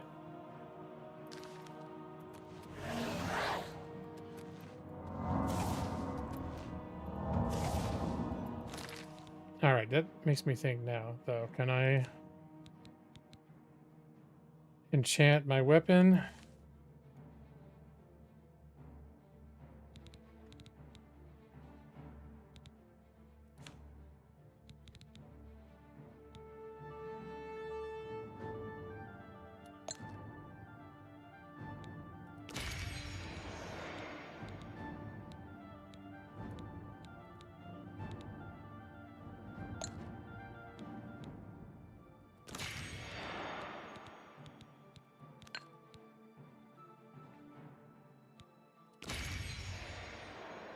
All right.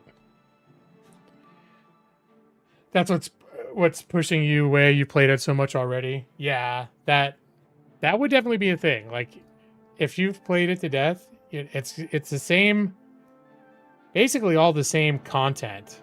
It's just presented in a much more modern, like polished way.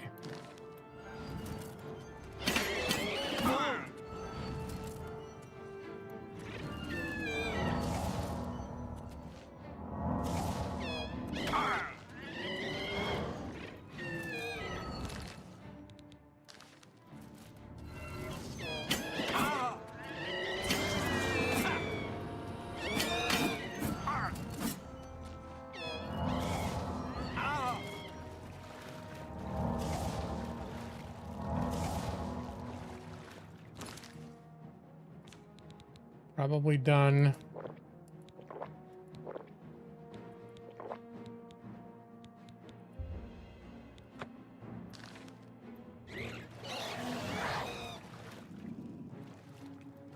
Like a proper boss fight right now.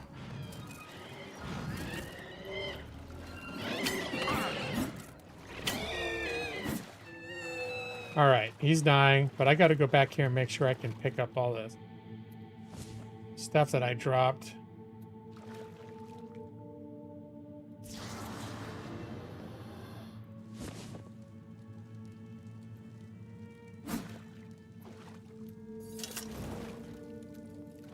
Here's my bow.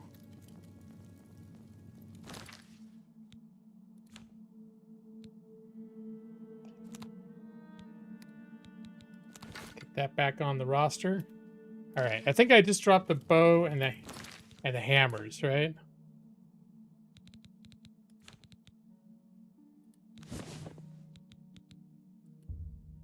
Okay, what can I fix?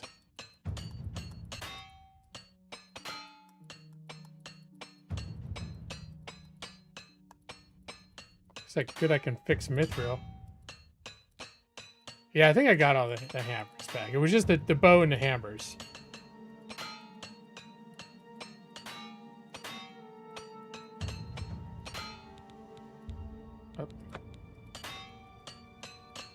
I'm gonna need to rest and gain my level.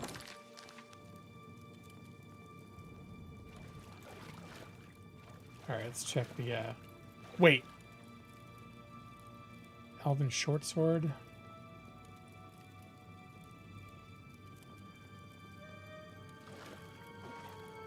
I was hoping there would be more for me to loot.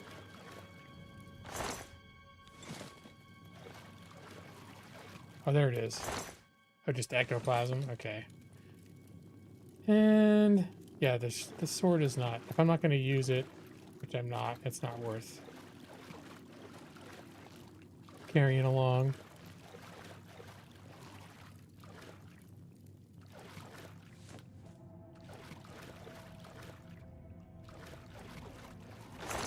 Ooh, look at 2 more of those wines. Nice. How am I over encumbered? I am not over encumbered.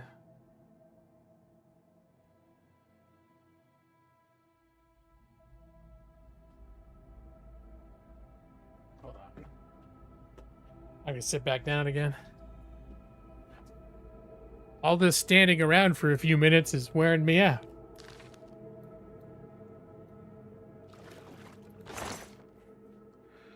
Fortify willpower tome.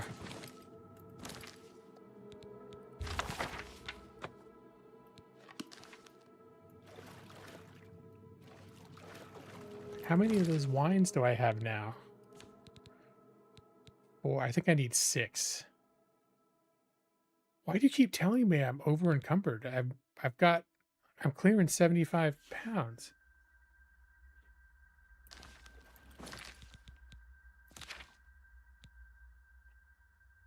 And I don't have any negative status effects.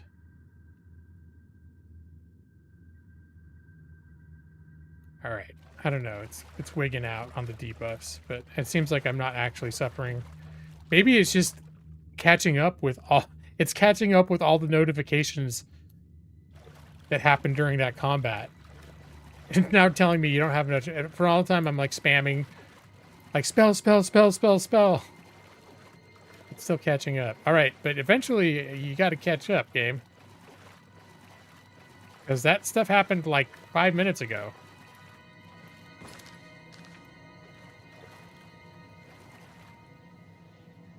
Drop spoiled underwear.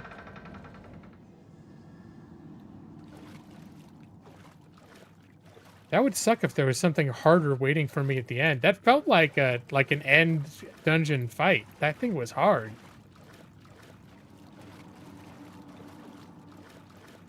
I am a little bit over it telling me all this inapplicable bad news. Because I am not over encumbered. Oh my shit.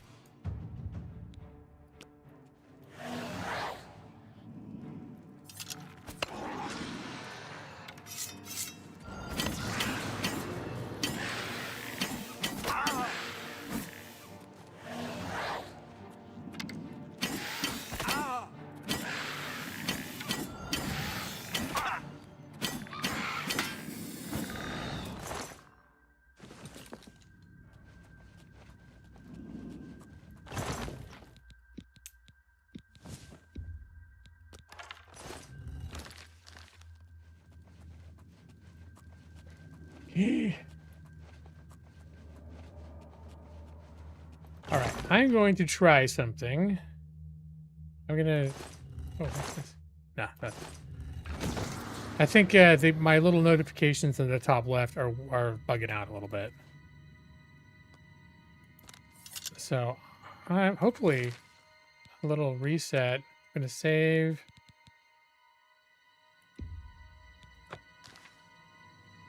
And reload. Try to have enough magicka. Try not to be over encumbered. I'm not either of those things. Okay, it just needed a little soothing, you know, just a little. Hey, buddy, take a little break here. Take a break, guy.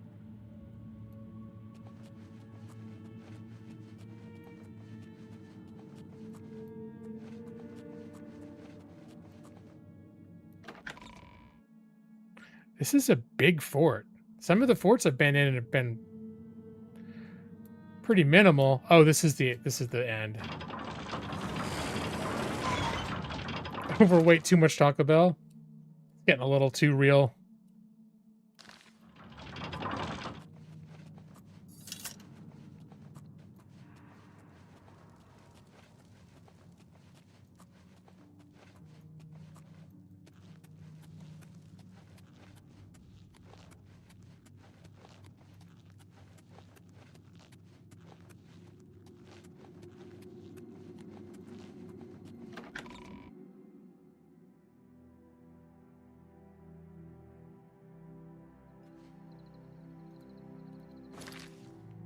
Yep, 8 p.m. Of course it is.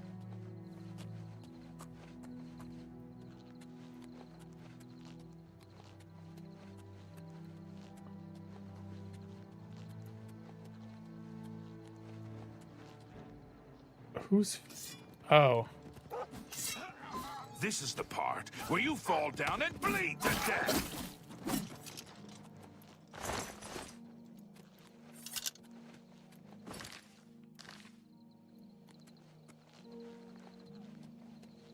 Oh, there's another cave. I'm not going to any caves right now. Is that a boar?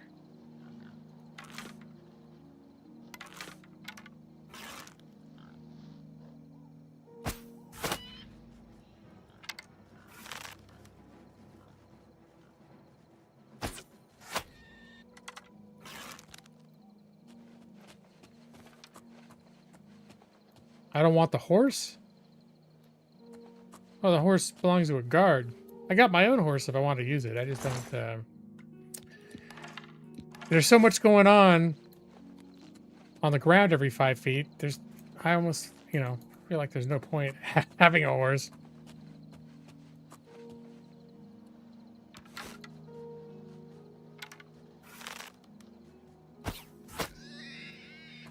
Oh, one thing I'm really great at doing is killing innocent natural wildlife. Well, these are hostile. The boar will attack me. If it's in the middle of the road. It will attack me if I walk up close enough. So it's got to go down. That's why. That's what I'm doing. All right, this fort I've already been in. No, I didn't even try to pet it. I learned the hard way, Brad. That they don't like to be pet. They just want to kill you. Very aggressively.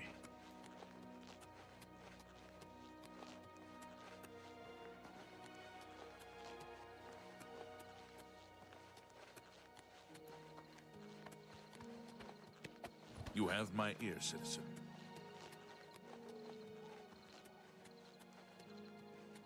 Grumpus. Yep. Sometimes more than others.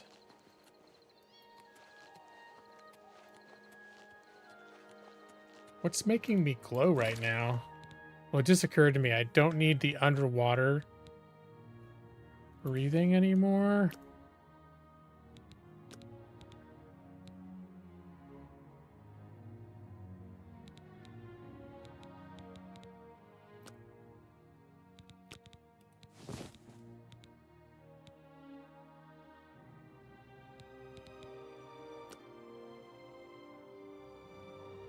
Okay.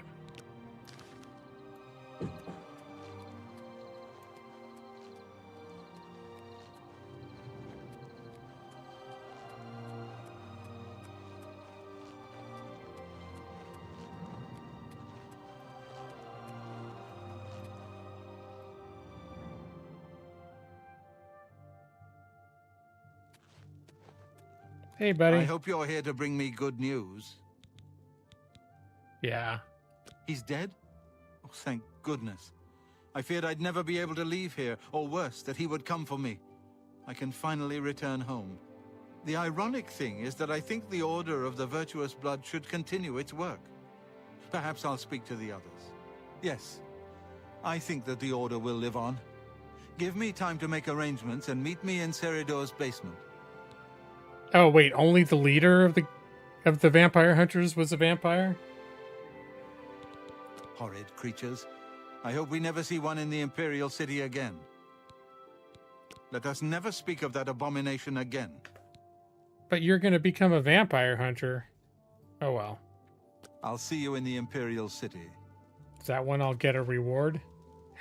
Ooh, can I use your bed, dude? I need to rest for 1 hour. Actually, I wouldn't mind resting until... Let's see, it's 9... Yeah, 9 hours. It's gonna stay the whole night in his bed because he's leaving for the Imperial City. You know, doesn't matter. He didn't give me a reward. The least he could do is let me sleep in his bed. That's not weird, is it? And he's as he sits and he just stood there and watched me sleep for 9 hours. It tastes like chicken? I don't know. Probably. Okay. So, some strength. Increase my carrying capacity. And I'm not gonna, I'll put up speed. Be my next one, and maybe endurance. All right. Hope Hello that again, was my friend. Hi, I was here the whole time. I just slept in your bed while you watched me for 9 hours. Not creepy.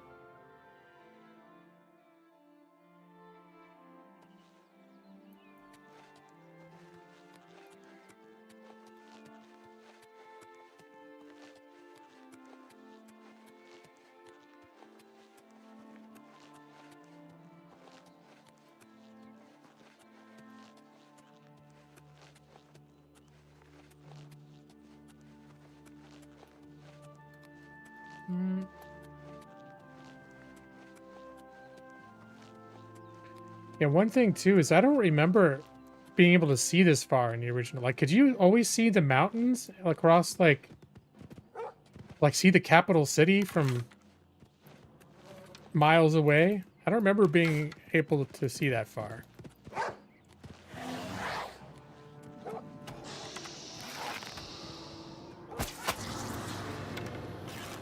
I know in Skyrim they had distant terrain, so you could see.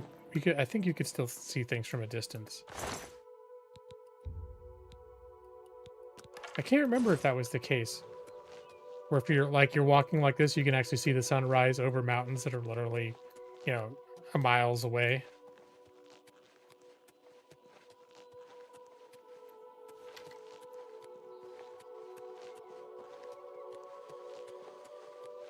This is just like one of those moments where it's like, oh, that's kind of breathtaking. Watching the sun actually come up over the mountain peaks.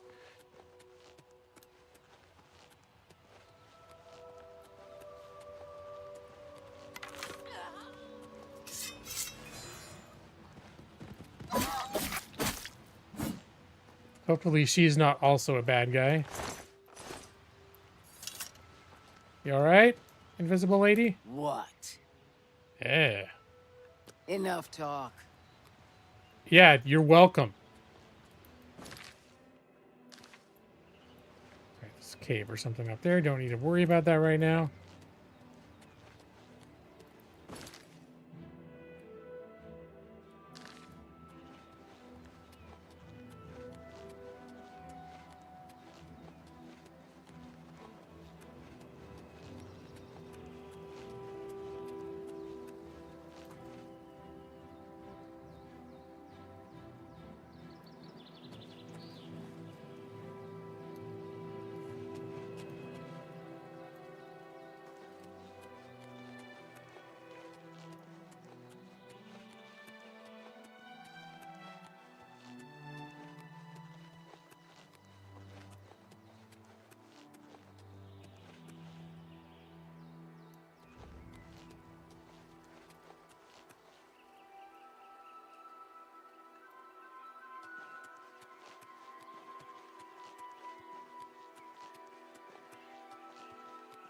Knights of the Thorn.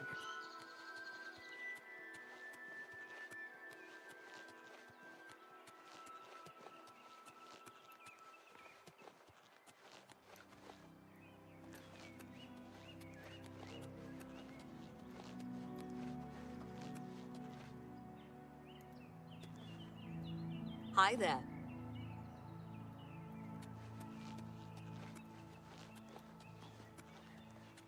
All right. The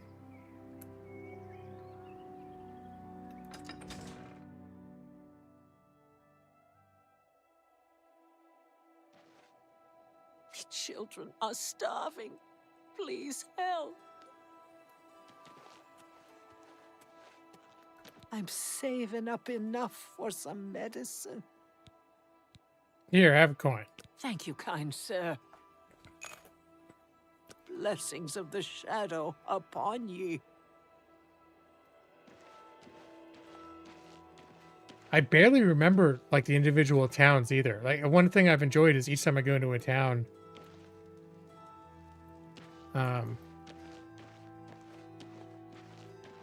they all sort of have their own style, and it's kind of cool rediscovering them.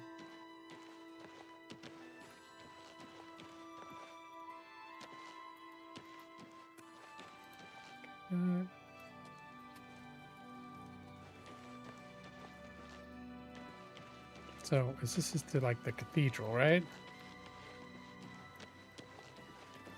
It's you. See, look at this. This is pretty.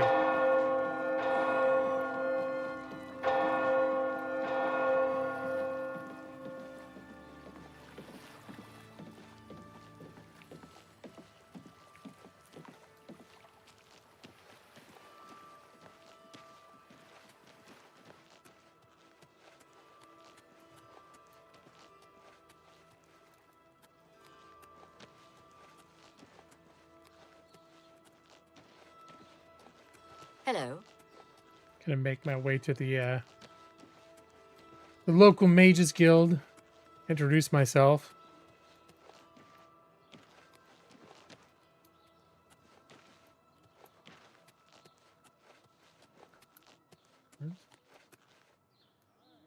Riverview.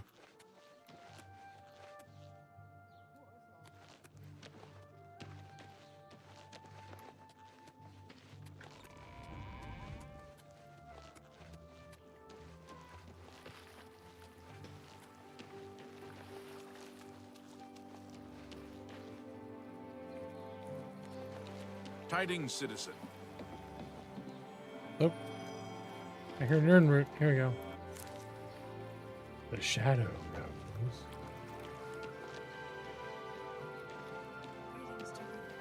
What is it now? Rian Garana can talk her way out of anything. Poor Salt. Rion is a bit high and mighty.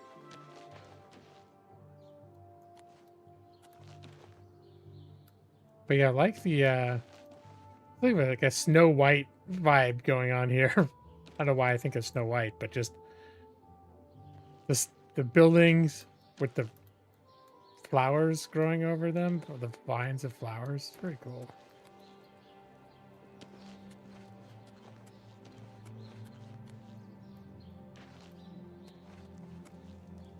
There we go.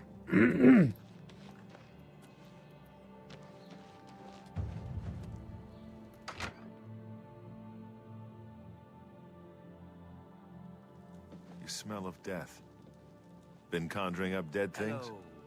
What's new with Yeah, I have. I hear You the can legions tell? have been recalled from Fort Swampmoth in Black. Do I have any diseases?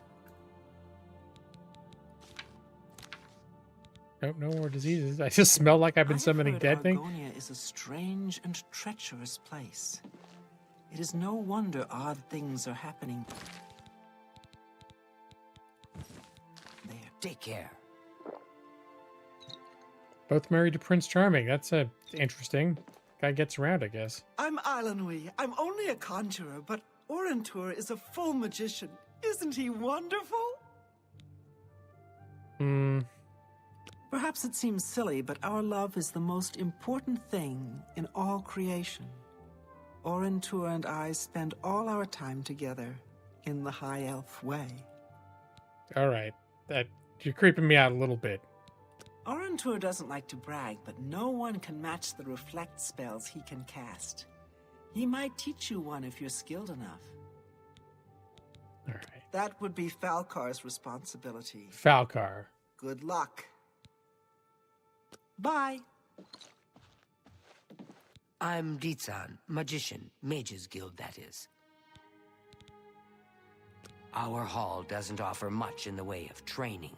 I can teach some basic alteration skills, but that's about it. It's all right. The guild here, that is. That's what you meant, right? It's fine. I'm doing fine here. I'm afraid you'll have to speak to Falcar about that. Sometimes when you ask about the recommendation, they'll give you a hint, sort of, as to the nature of their guild hall leader. You too. Oh wait, can I buy stuff from you? Train. Persuade. No. Do training. Good day. You sell stuff? Can I interest you in some of my wares?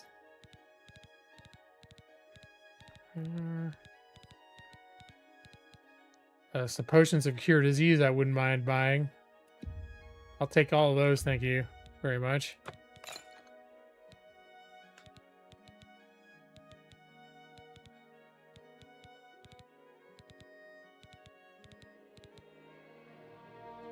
All right. Thank you. Come again. Good day.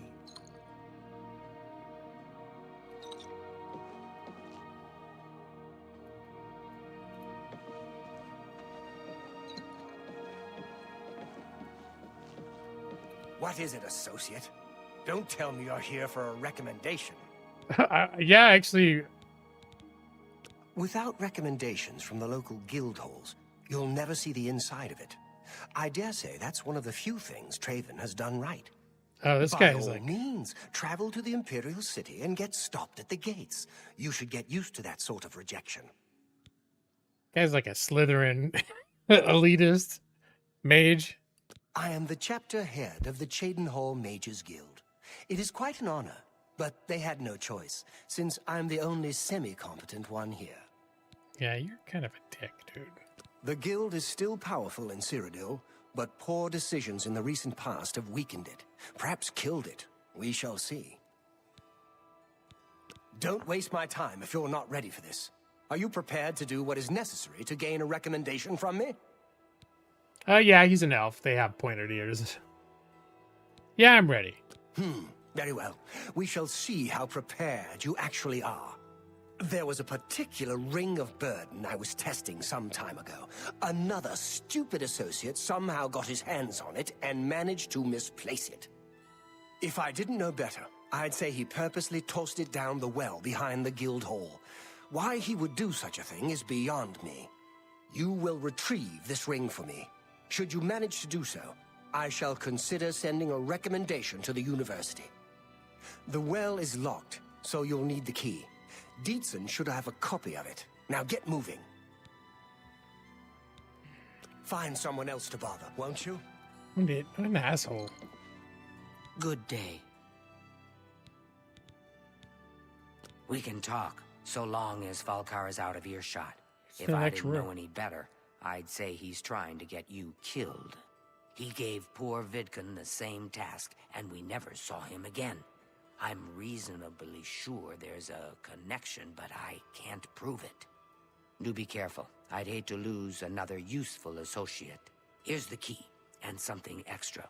I don't know if it will be of use to you, but from what I've heard of Falkar's ring, it may come in handy. And if you find out anything about what happened to Vidkun, let me know, will you? Buoyancy.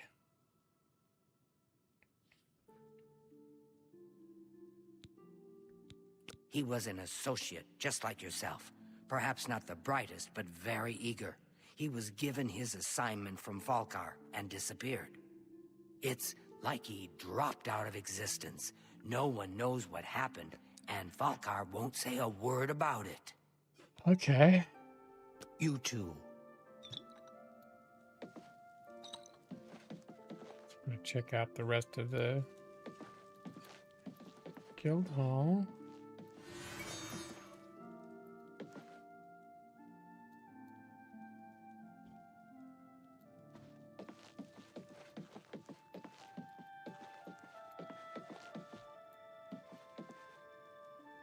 A couple more folks. I'm Trayvon, the Red Guard, Mages Guild evoker. Surprised? Yes, you don't see many Red Guards in the Mages Guild. We don't much like spellcasters in Hammerfell. Wizards steal souls and tamper with minds. If you use magic, you're weak or wicked. My family didn't approve of my vocation, so I had to come to Cyrodiil for my education. I admit, I still have strong prejudices against necromancy, summoning, and illusion. Profaning the remains or souls of the dead is just wrong, and I'm uneasy about tampering with others' minds and trafficking with Deidre.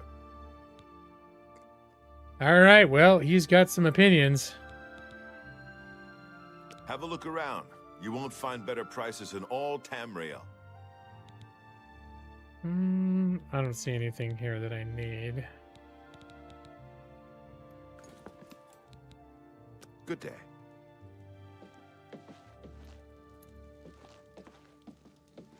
A pleasure to speak with you. Well, to be honest, I don't think we have much of a team in the Shadenhall Guildhall. We lack leadership, and individually, we aren't very skilled. All right. What do? Recharge weapon? Good day. Oh, this is the guy that the lady downstairs is always with together in the Elven way. I'm Magician Orator of the Mages Guild. I divide my time between the Shadenhall Guild and my own private studies at Willowbank. I'm very fond of Shadenhall. It's where I met my love, Eilenwy. Our lives are quite long, and choosing the right partner is very important. All right. Trayvon has the best shield spell outside of the Arcane University. If you can cast it, it's definitely worth adding to your selection. May I interest you in some of my fine wares? Ooh, open average lock. Okay, I can't get this yet because I need an alteration of 50.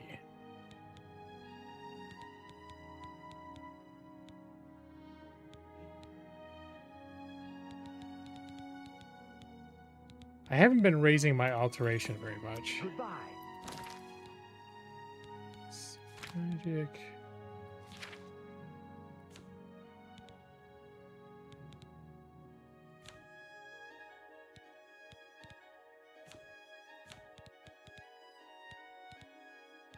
Alteration's 32. Okay.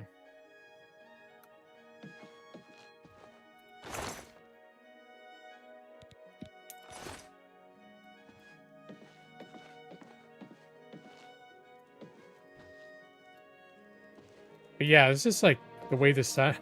There are moments where I just look around and go, "Wow, this is nice. This looks really nice."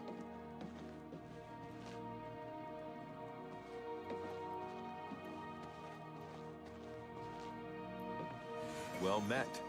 Like this looks better than Skyrim.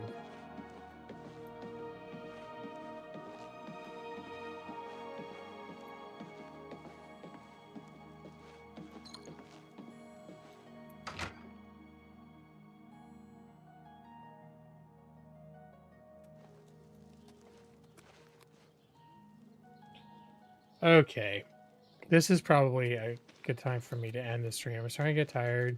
My watch just warned me that I need to protect my sleep, which is something that it does.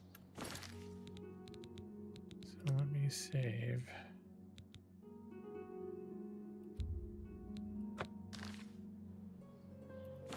And I think I may beat a hasty retreat tonight.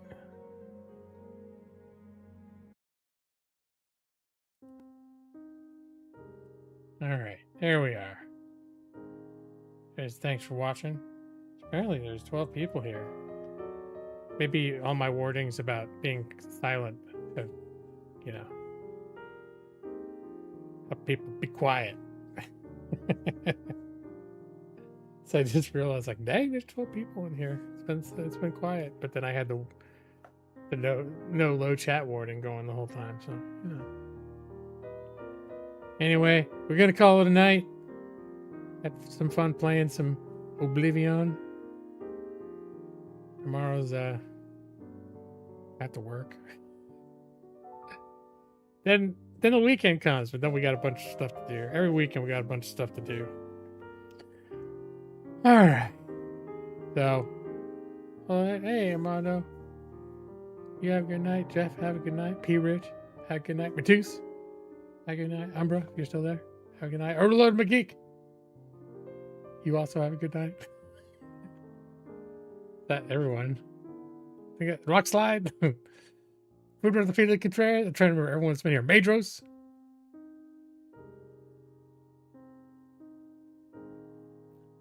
And then maybe EV23 still could be there. Maybe Nick C. It's one of those dudes that shows up, just doesn't say anything, but he's there. Sometimes. Alright, guys. Here, we're going to do this now.